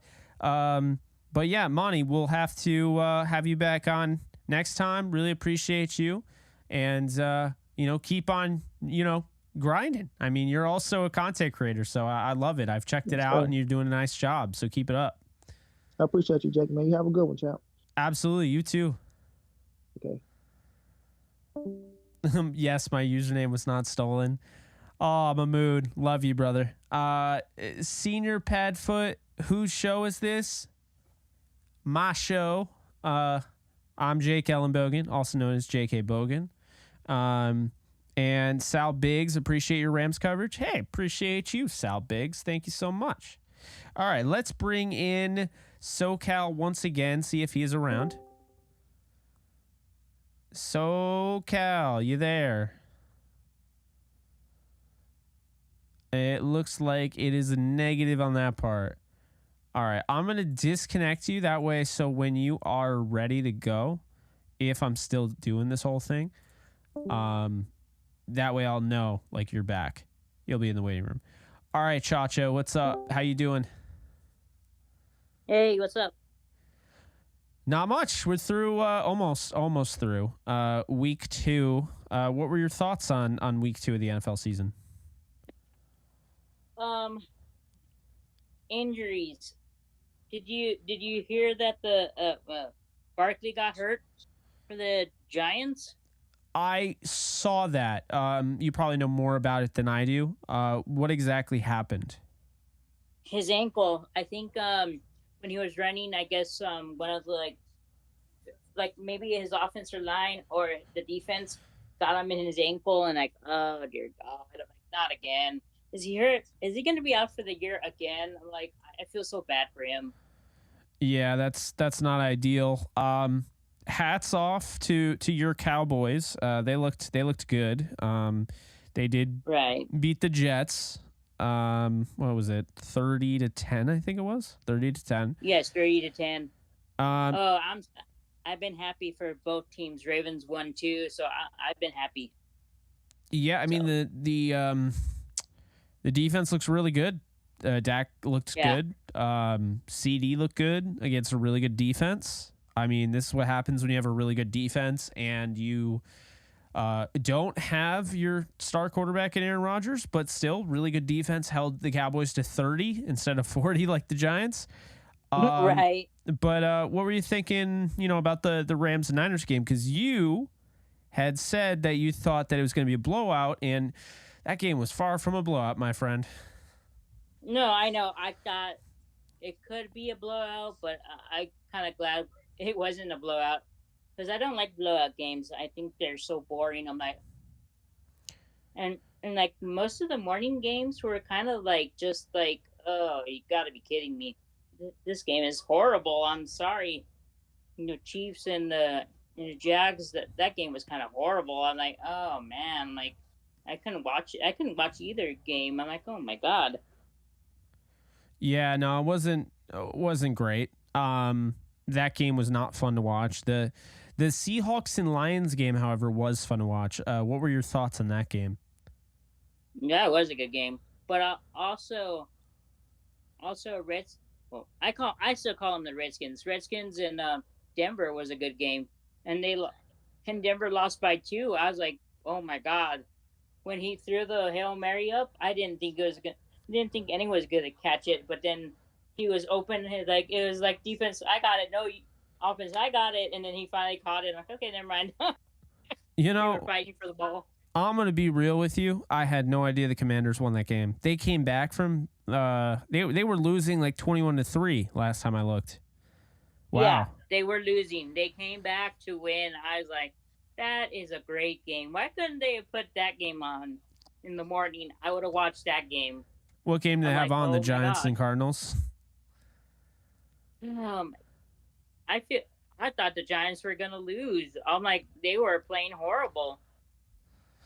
Yeah, I mean they were down 28-7. They were down, and they came back and they won. Right, and I want to tell some of the Ram fans that they didn't give my defense credit for week 1. Well, you better watch out, Ram fans. I welcome the haters because my team is better than you think. And Prescott, he didn't even turn the ball over. Everyone's like, oh, he's gonna turn the ball over and do this and that. Well, you can shut it. He didn't. He did great. I'm like, if he could play like this the whole year, we'll be good. We'll be fine.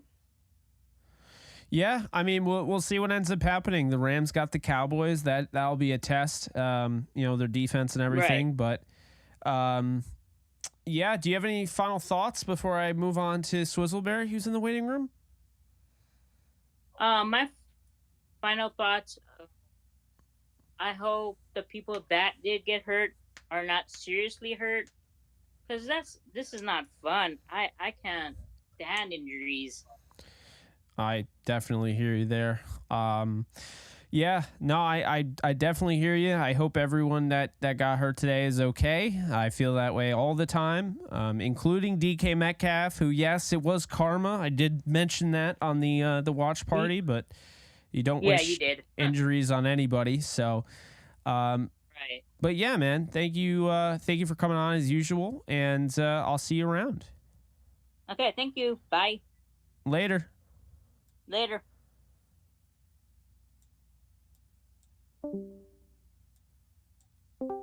All right. What's up, Swizzleberry? How you doing? Hey, Jake, it's going well.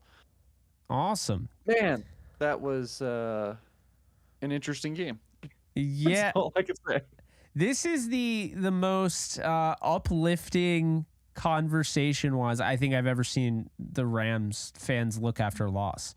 I mean, I don't know if I have anything to do with it because I know people are saying I do. Like I prepared people for this, but that was not like.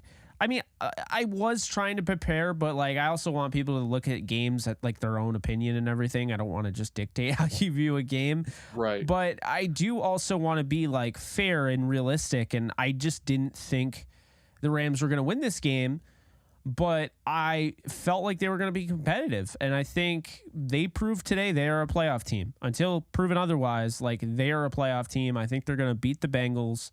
They'll beat the Colts, and then I think the Eagles game gets a little hairy, but I mean they have a shot to win that as well. So the next 4 games, I mean 3-1, it's not bad.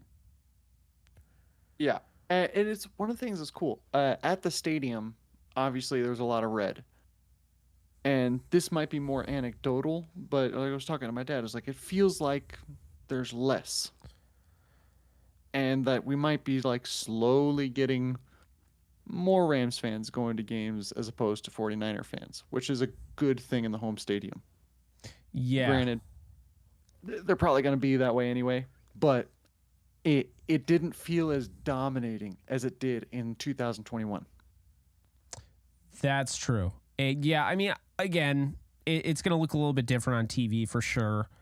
But yeah, no, I was pleasantly surprised. I thought the stadium looked, I mean, kind of like there's some fight going on. I think there were people that were excited to go to this game. I think there are people that have kind of got off this is going to be a game, a team that tanks essentially, and they could actually win this game. And I think we saw more of that. There was more optimism this week, and I think that's a good thing. And the part that I mean, the one that's confusing me is the whole Cam Akers being inactive thing, which was a shock to everyone in the morning. But that overall, I mean, I think we have a solid, like this is like we talked before, this is a good building section, and they did exactly what I was hoping for them to do. We had a lot of quick hits to the outside, quick screens, things that were getting people off. They were being creative with their pass blocking. We were seeing tight end pulls and guard pulls on passing plays, and they were getting, or at least until like the end of the third quarter, it seemed like they were holding off that pass rush very well, and then it started to get home more towards the end of the game. But it was something that was amazing to watch, far beyond our expectations, and realistically, depending on how they do over the next couple of weeks, we should be having conversations of, does this team crack the top 10? Yeah, I mean, for real. I mean, who right now, exercise for you and I and the chat, okay? Everyone that's listening, where would you put the Rams? Actually, let's just even better. List the teams you think are 100% without a doubt, no questions asked, better than the Rams right now. I mean, 49ers are better than the Rams. I'll say that. I think the Cowboys are better than the Rams. I don't know who else. Like, I mean, I just think maybe the Chiefs at the most. I think the Rams would beat the Chiefs. Chiefs do not impress me. I just give a lot of credit to Andy Reid. That's like my main thing that I look at him. It's just him. The Dolphins, they would have a hard time, I think. That offense. Yeah. Slowing down that offense. I mean, it'd be a shootout back both ways. But yeah, I mean, it's too early to tell. Many. Yeah, there's just not many. So, I mean, are the Rams a top 5 team even after the loss? I'd say yes. They're definitely top 10 for me. Because the way that they played this well, this is a game very indicative of Week 18 in 2021. The Rams looked like that, lost a close game to San Francisco, and then stole the game out in the playoffs, and that's what led them to go to the Super Bowl. Yeah. And with San Francisco being so dominant in the league, I can't think of another team that I can name more better than San Francisco. I think they're the best team in the league. And that's a team that I think they still easily could have beaten in this game. Like, if a couple sideways things don't happen, like the tipped pass. And I mean, Nopum going down, I think, is honestly the biggest one. I mean, they kind of had to change up some things, and they weren't even able to. Because, I mean, Ankrum isn't Nopum. I think we need to understand that now. Like, Ankrum is a good player, starting caliber. Sure, he is not Nopum. Nopum is very athletic. And he's an incredible guard this year. It's like people don't understand how athletic he is. So what they were asking them to do is they're asking him to double. So they were double teaming Hargrave. They were double teaming Armstead. And we'll look at the all 22 on Wednesday and digest it. But like they're double teaming those guys. But like when you're double teaming, you also have to be aware like you're leaving somebody open, like a free runner. And Nopum's athleticism, they were having him shuffle over and stop that free runner, and it was working every time. So, I don't know. It just it was really good to see like Nopum, and then unfortunately the injury. So you have to hope he checks out okay. My feeling with the new blocking scheme is that we are going to see some Kevin Dotson sooner than later if Nopum has a serious injury. Yeah. Without a doubt, we're probably going to see that. My question I have for you is, do you have any info or you have any idea for Cam Akers? So my source flat out told me he's not even sure what to make of this. This sounds like something that was done by, and my source is like in the organization. So, this sounds like this was something done by Sean McVay. And then someone in the chat, I don't know if you were watching when it happened, but someone in the chat said that McVay on his presser said that it was his choice to decide to trade Akers. Now I haven't seen his presser, but that's what I was just, I just read that. So, I mean, my thing is, like, Snead actually, his quote was read on the broadcast. I'm going to look for it now. Very fascinating stuff, man. I mean, very fascinating. So, I don't know what to make of it, except for the fact that he's just not a we not me guy. And they tried to make it work, and they pushed Darrell Henderson out last year to do it, to make him comfortable, and he just does not fit in this offense. He doesn't fit the offense, period. Like, now that they've changed their blocking schemes, they've gone with more of a gap scheme, down blocking, things like that. Akers does not fit that. So that's the first thing, and the second thing is I think he's really focused on his individual achievements, if you will. And I don't think he's as focused on the game, because I mean, when you have fans that can pick out and say, man, he looked depressed scoring that touchdown. Like, I mean, people were saying they gave Cam Akers the touchdown to keep him happy. Like, to me, like at that point, if you can read right through that off a telecast, that's not you overreacting, because that was not I did not hear that from just one person. Multiple people were like, Cam Akers in the fourth quarter just looked depressed. He didn't look like he was on a team that was up 30-13. Yeah. And I think that's fair, because that's what I saw too. I just didn't want to get to this point because I'm not rooting against the guy. But the bottom line is, I'm tired of this. I'm over it. If that was my reaction. I had a terrible gut reaction in the parking lot. It was like I'm done with this. Yeah, I mean, I'm sorry, but like, no. I mean, Todd Gurley would have killed to have your knees. Yeah. I mean, I'm over it. And I defended you, and you made me look like a fool. I was right all along, and I should have stuck by my guns. Not that I haven't. I've said for a while I still think Darrell Henderson's the better running back. But I mean, the best thing they could have done was can Cam Akers before the game and make Kyron the RB1. because Kyron is the RB1, kept the 49ers on their toes. They had to respect the run. They had to respect the pass. They had to respect him in pass pro. Cam Akers, when he was in 22 out of the 28 times, that sound like a broken record. I've said this repeatedly. 22 out of the 28 times he was in snaps, he ran the ball against Seattle. So, like, that's a tell. Yeah. You know, defenses are like, oh, well, 90% of the time Akers is in, they run the football. So, have to assume this is one of those 90% times. You know? Exactly. So, it's like, I mean, if you play the numbers, you play the math, well, the math's not mathing to keep even the few snaps that Ronnie Rivers had. Ronnie Rivers looked great. Yeah. I'm so mad that they called that a hold. And the hold, all right, can we talk about this? Is holding ridiculous or what? The 10 yards just kills drives. You could call hold on any play.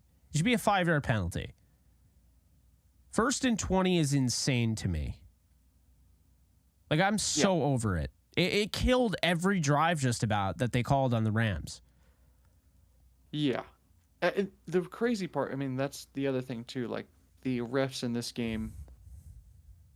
And that's just, I feel like it's just becoming a broken record at this point.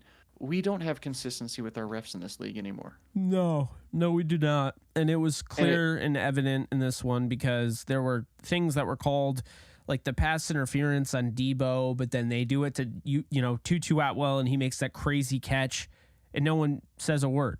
Atwell didn't, you know, I don't know. There was so much, just like, I don't get it. Like, I don't know what is pass interference and what isn't anymore. I don't know what is a hit on a defenseless receiver, or if that's even a penalty anymore. Yeah. I haven't seen that called once. Yeah, I don't know. It's the end of that first half too. Like, let's just be honest here. It felt like they were trying to carry the Niners into the end zone. Like, it just every little call at the end until they finally went for it. And to go for it on 4th and goal, I don't know, with 1 second left on the clock. Gutsy, yes, but it's like they almost deserved to miss it just because they were that ballsy. Yeah. I don't know. I just, there's something about that I didn't like. Not like it's Bush League or anything, but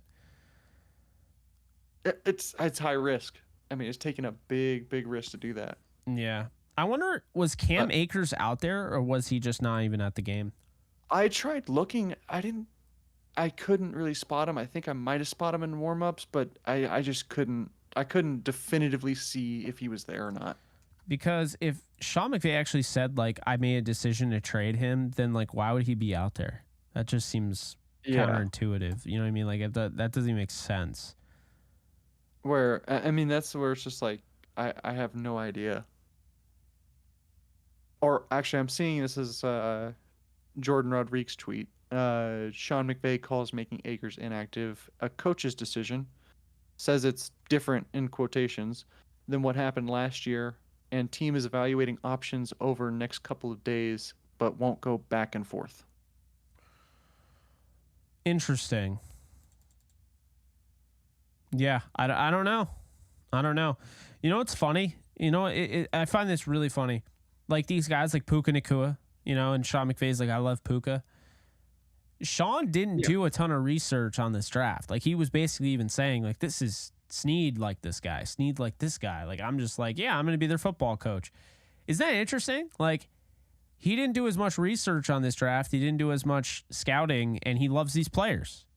It's almost like, man, you know, Snead just knows Sean McVay so well. But it's one of those things that sometimes you just you do your job and you trust the guy next to you. Yeah. And that's how every play is ran in football, and it's how good organizations are. Hey, I'm going to do my part really well. You do your part. Let me know if you need help. Yeah. We'll get back to you on that one. Yeah. It's just. Yeah. No, I feel that. Yeah. Very, very fascinating there. It's just, it's funny how that works. Yeah. Yeah, no, I thought this game showed you a lot of good things. Didn't really show you anything too bad. I mean, even with Van Jefferson, I don't want to overreact. I mean, we were talking about that earlier with countless guests that I've had on. And, you know, when it comes down to with Van, it's just like, you know, at some point or another, you know, I think he'll find his stride. I don't think he's locked away, but I do think he's falling behind, and it might be too late to like. He's probably going to lose his job when Cooper Kupp comes back. They're probably going to move him to the wide receiver 4 spot. So there's that, but yeah, Swizzleberry, I hate to rush you. I just saw that 2 people joined, and oh no, I was about to cut myself off too. So you're good timing on that one. so yeah, I may or may not go live again tonight. Maybe play some Warzone. I don't know. It really depends. I do feel like I'm getting like my body's telling me I'm tired. So the last 2 people signed up are the last 2 people I'm going to talk to. I am Rusty and Boofy. Oh Lord. So we'll see how that goes. But yeah, Swizzleberry, I will be around. You're welcome to come on anytime, as you know, and appreciate you joining, man. I appreciate you taking the call, man. Absolutely. Anytime. You take it easy, my guy. Yep. You too. All right, later. Okay, Rusty. How you doing, Rusty?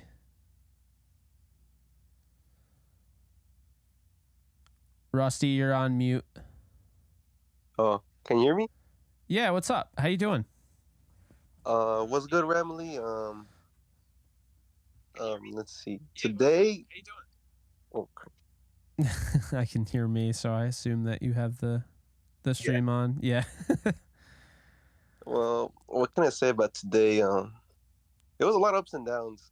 What I really liked from Sean McVay is like you saw his evolution. Like he wasn't scared of Shanahan. Like if you remember Waterboy when the coach was scared of the guy who took away his place. Yeah. And imagine him as that's what I thought. McVay was imagining Kyle Shanahan, and there was just a new spark in in the offense. You saw a healthy balance of running and passing, and I really like that because last year we were so dependent on passing the ball. We were so pass happy. Then running the ball was like, if it didn't work, McVay would easily say, "I don't want to do this anymore." So it was a really good showing of a healthy balance. I don't know who was calling plays either. It was McVay or Mike LaFleur, but you can really see a difference when they do that. And Stafford had a really good game. Aside from those fluky interceptions and just the chaos that happened around there, he played really well. When I saw him on the field and that O-line was protecting him, to be honest with you, I wasn't scared of the Niners. They don't even impress me anymore. To think they could have lost to a team full of rookies, and they still think they're hot shit. And the Rams just showed them we may not be the best, but we can go up against the best, and that was really nice. And I gotta give my flowers to Ryan Wendell because he's got our boys right. Rob Havenstein, he looked like he turned back the clock and he was playing in 2018 where he had no flags and he was just holding his own. Steve Avila, I don't know, it's really the second game, but he's having that Quentin Nelson type of development. Alaric Jackson, my God, to think this guy was in a 7th rounder from Iowa and he played a head of a game. And he wasn't supposed to be our left tackle. Nopum was supposed to win that spot, but Alaric's been holding it down ever since. Oh, Coleman Shelton, gotta give his flowers too. He didn't collapse in communication. He was as solid as a rock. Nopum, I really enjoyed his game, but yeah, it's a little concerning that he has a shoulder injury. But Tremaine Ankrum, I can give him a little bit of benefit of the doubt because he was like his first time ever like getting those reps against a really ferocious 49ers defensive front. And yeah, he whiffs on some blocks, but it's nothing that Ryan Wendell can help him. And hopefully Nopum's all right because you can see the difference in like the demeanor. Like when he was on the field, the O-line just looked great, but as soon as he left, everything kind of collapsed. But yeah, that's what I'd like to see. Stafford wasn't worried about anything, and he played like he turned back the clock. And a happy quarterback a good O line means a happy quarterback, and he was that.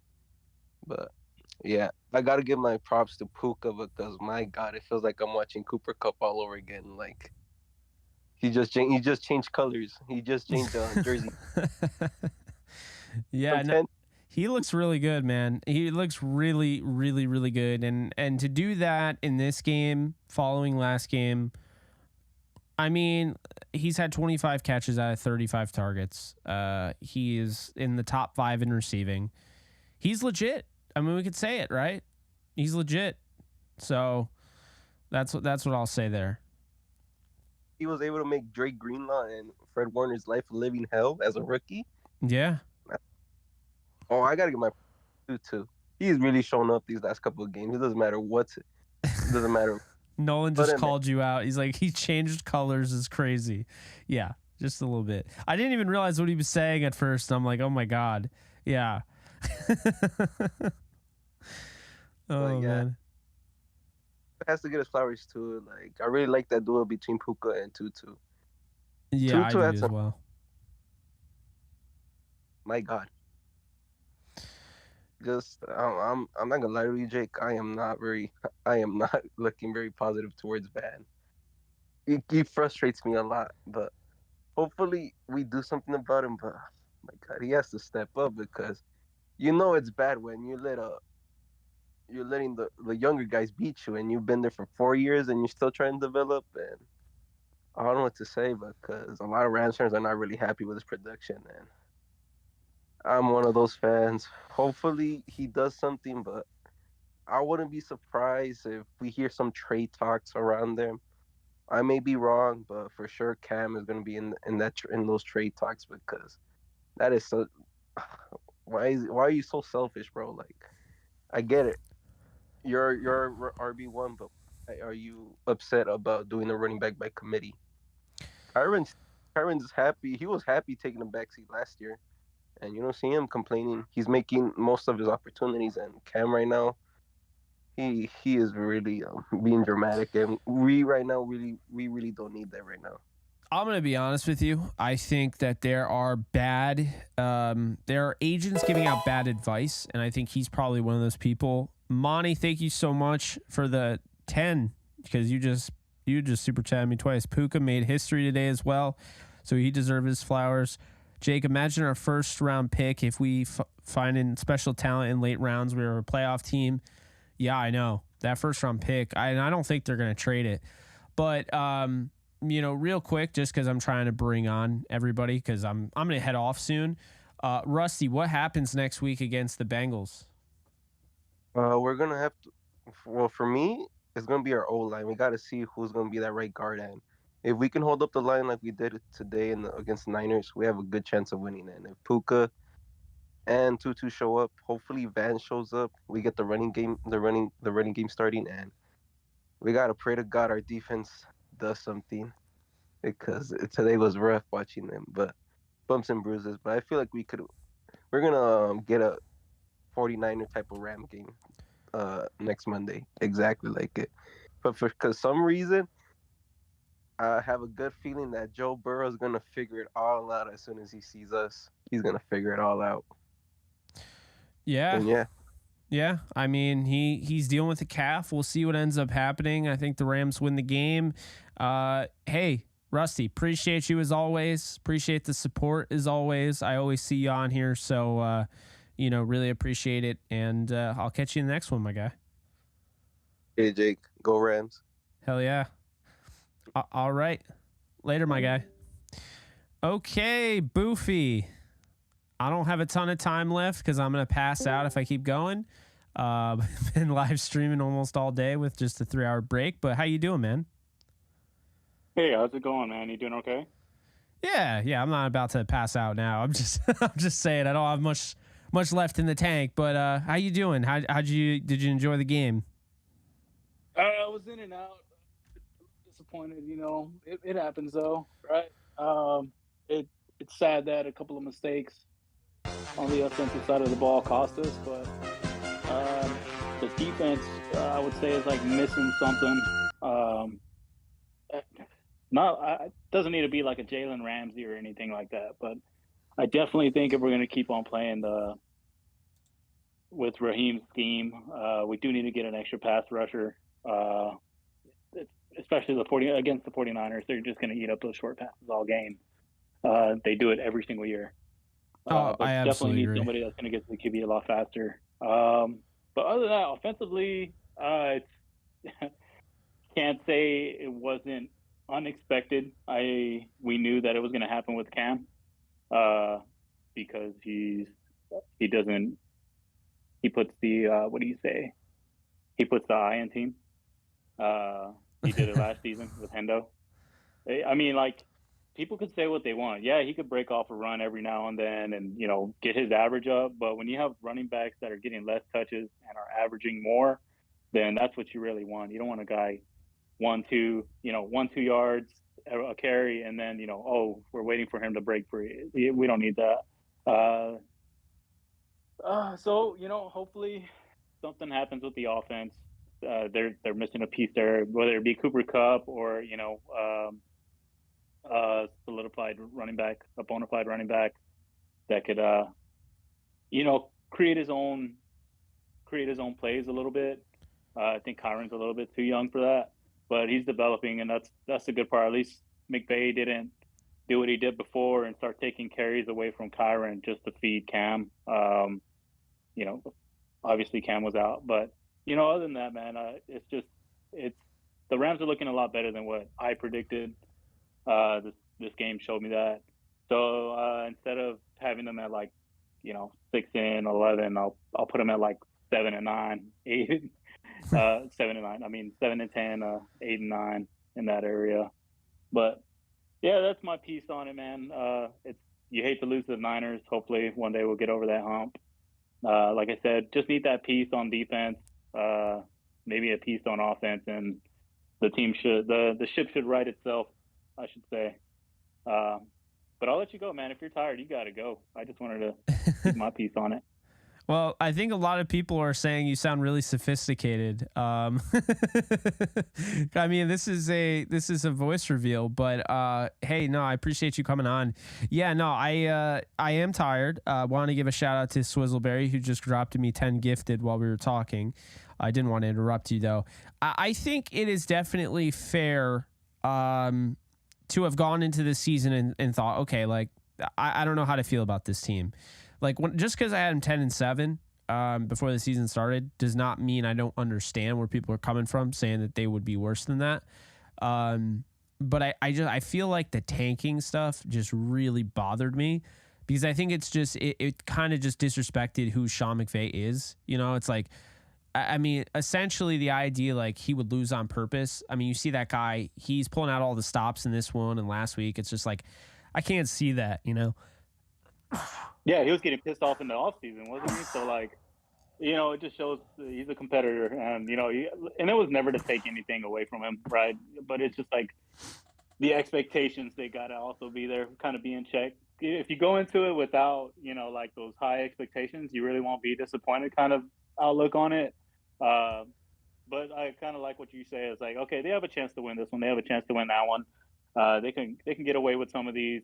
Almost like a Giants from last year, if they could squeak out some of these wins, we got the Bengals next. They've been playing like garbage. If we can squeak out a win against the Bengals and then go into the Colts, I feel very confident in this team moving forward. But yeah, man. So no, I definitely agree. For me, I got to get going. I got to get back. I called in while I was at work, so I got to get going, man. Good talking to you, dude, as always. If you're in the server, guys, be active. That's what we need, because tired of it being the same, 5 or 6 people talking every day. But other than that, guys, you'll have a blessed one. Yeah, thank you so much for coming on. You're welcome anytime, man. Oh, yeah. Go Rams. Hell yeah. So that is going to do it for that. I do have Phoenix Nash in the waiting room. I will let Phoenix Nash come in. That is it. Nobody else. I'll bring you guys on next JE Live. Don't you worry. But I'm probably gonna go to bed early tonight. I am exhausted. Either that or I'm just gonna be insane and decide to stream on Kick again and play some Warzone. I don't know. There's no in between there, as you guys know with me. So do appreciate you guys being a part of this. Phoenix, how we doing? Hello, can you hear me? Hello, Yes. How's it going? Doing well, man. Doing well. You are the last guest of the night. What were your thoughts on this game, Phoenix? Just like you and just like everybody else, wasn't a surprise because you know how San Francisco is. Like they're pretty much, one of the top teams.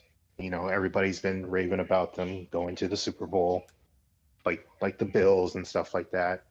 But I wasn't as upset as today, like as every other time we meet up with San Francisco, is because like we fought out there, like throughout the whole game. We didn't like stop or we're not tanking like everybody else is saying out there. Yeah. It's just like, why would you kind of like, that would be kind of like out of Sean McVay's character to tank. Exactly. So for us to keep it down to 7 points, that says a lot.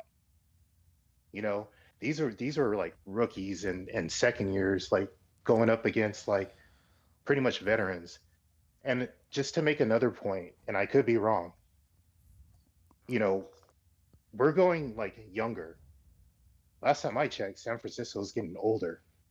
So just like the Bills too, they're like getting older too. And it's like, it seems like this is what the new thing is with the league. It's like, we need to go younger.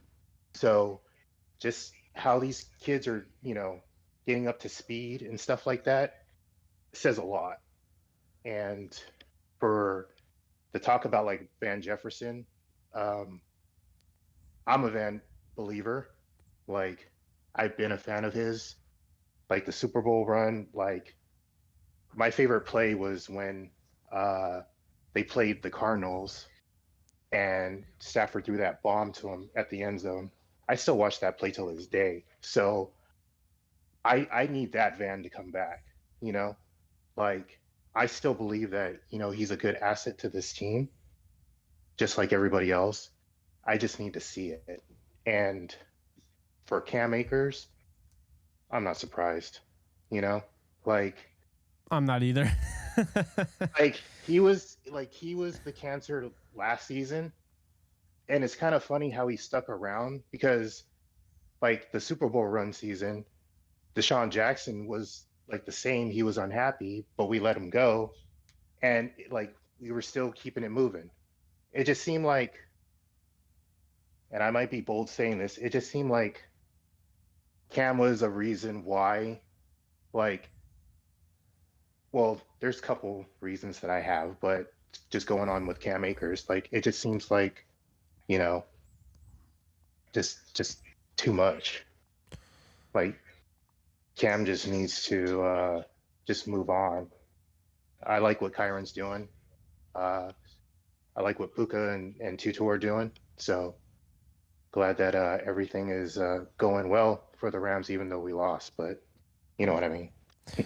Yeah, I mean, I would have preferred Cam to work out. I wasn't rooting against him. I know there are a lot of people that thought that when I was picking his game apart last year and saying Henderson was better, but just knowing that like he basically pushed Henderson out, and then just seeing the aftermath, it just kind of, I don't know, when you predict him to go for 1,200 yards and you tell people this is the Cam Akers year and then this happens, it just kind of goes to show you, it's like, I've gotten burned before, not just sports, right? It's certainly possible when it comes to takes, and I was burned on this one, even though if I went with my initial gut reaction and gut feeling, I would have been right. Yeah, and I thought it was going to be a turnaround season for Cam too. Like I thought, okay, whatever little hiccup, I thought we just got past it, and we were just going to move forward. But then, like I hear this come up again, and it's like, okay, so what are we going to do about it? Because we can't,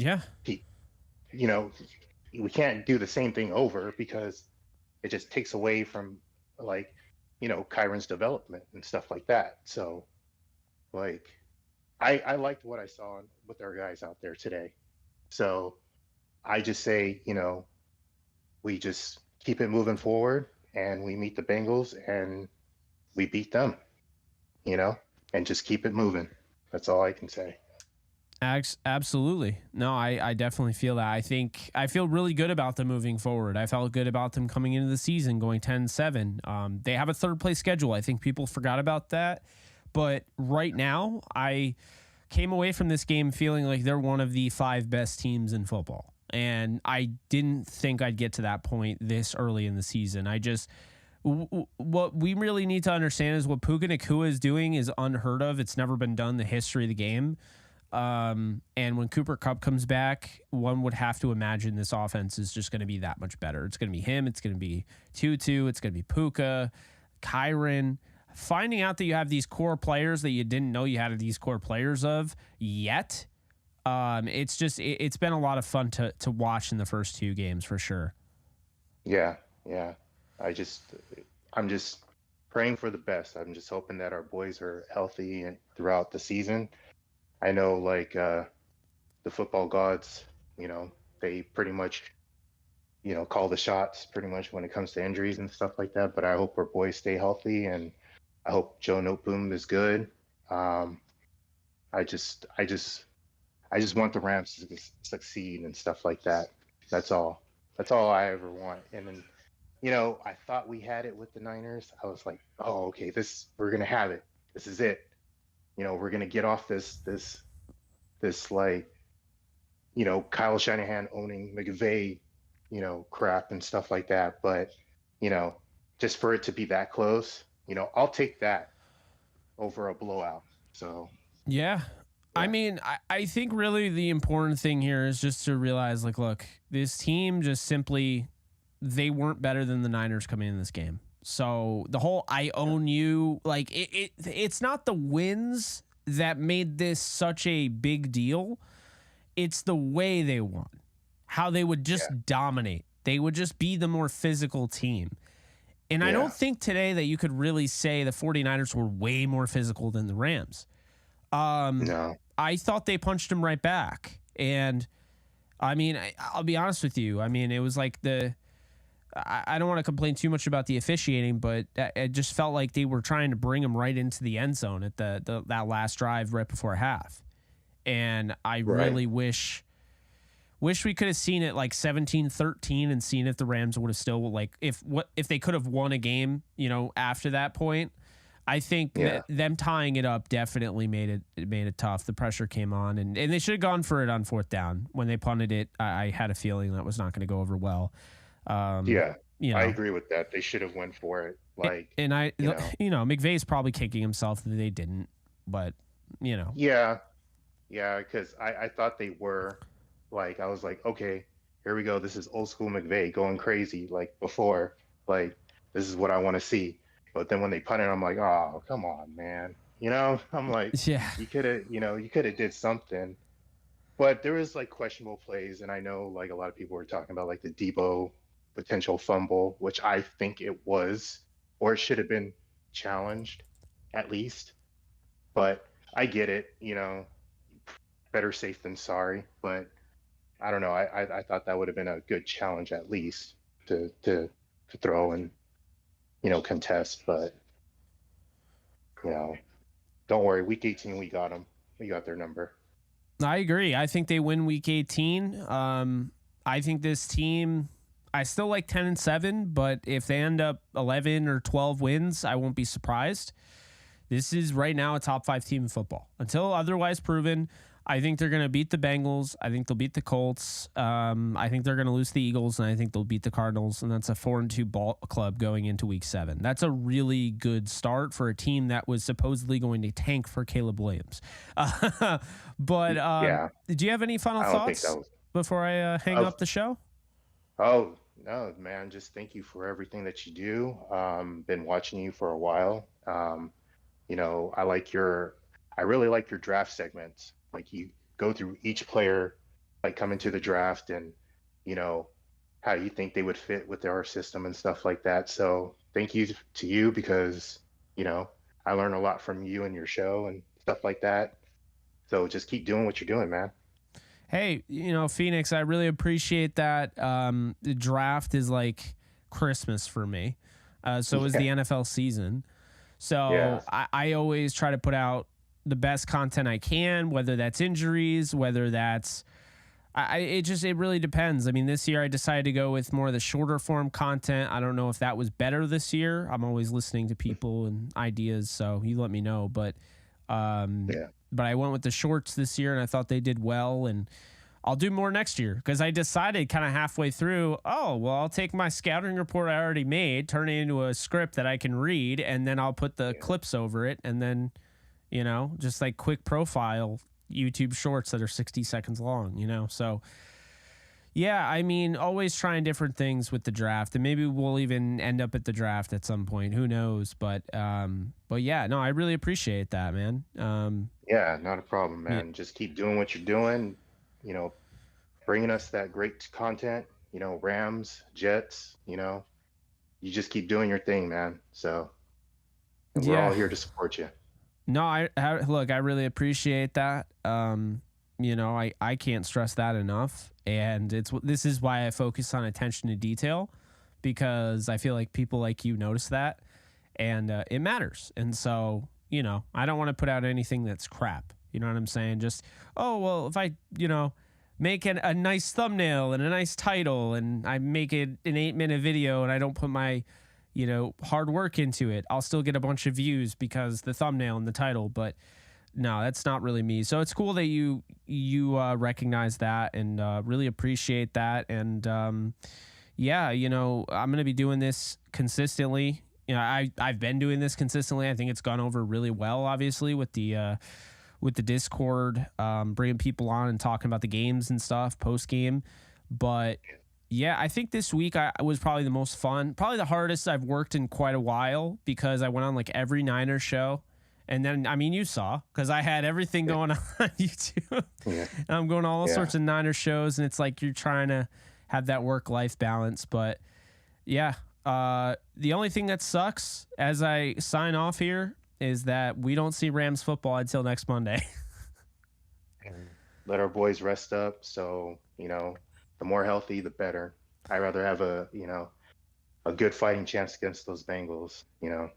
Yeah. Can't rule out Joe Burrow, though. But I know he's injured, so hopefully, you know, I'm not praying that, you know, he's out, but hopefully, you know, that's an advantage for us. No, absolutely. Look, I really appreciate you, man. You'll have to come on next time for sure. And I'm going to be doing more JE lives as well. I just was so busy this week. I'm not going to go on every single Bengals show, I don't think. I know these 49ers people, so like I was like, oh yeah, like I'm friends with most of them, so I went on a bunch of them. There's still a bunch I wasn't able to go on to because I ran out of time. But yeah, there should be more content this week. There should be more JE lives and so forth. So again, really appreciate you coming on, man. Yeah, no problem, man. You take care. Thank you too. Thanks again, Phoenix. All right, see ya. So Rams Let's Go account, thank you so much for the 10. We lost, but my gosh, it doesn't feel like it. I'm so optimistic right now. Go Rams. Guys, fun stream. I literally have, it's like, and Jake Evans, you're in here, you're going to laugh. We talk about the placebo effect. Like, I have a headache, but I'm going to tell myself I don't. I'm not saying I'm that delusional that I'm going to pretend the Rams won, but it's like talking with you guys and being as optimistic as I was and just having these positive conversations with you guys while I'm struggling to not even have a voice, and I haven't had water in the last 2 hours. But, you know, during this whole thing, it's made me more... It's like tricked my mind, placebo affect my mind into thinking this was a win. It just feels like a win, honestly, just with how much, you know, the responses I've gotten, because it further points out this team wasn't bullshitting us, guys. This team is for real. They didn't go out there and just completely lay an egg.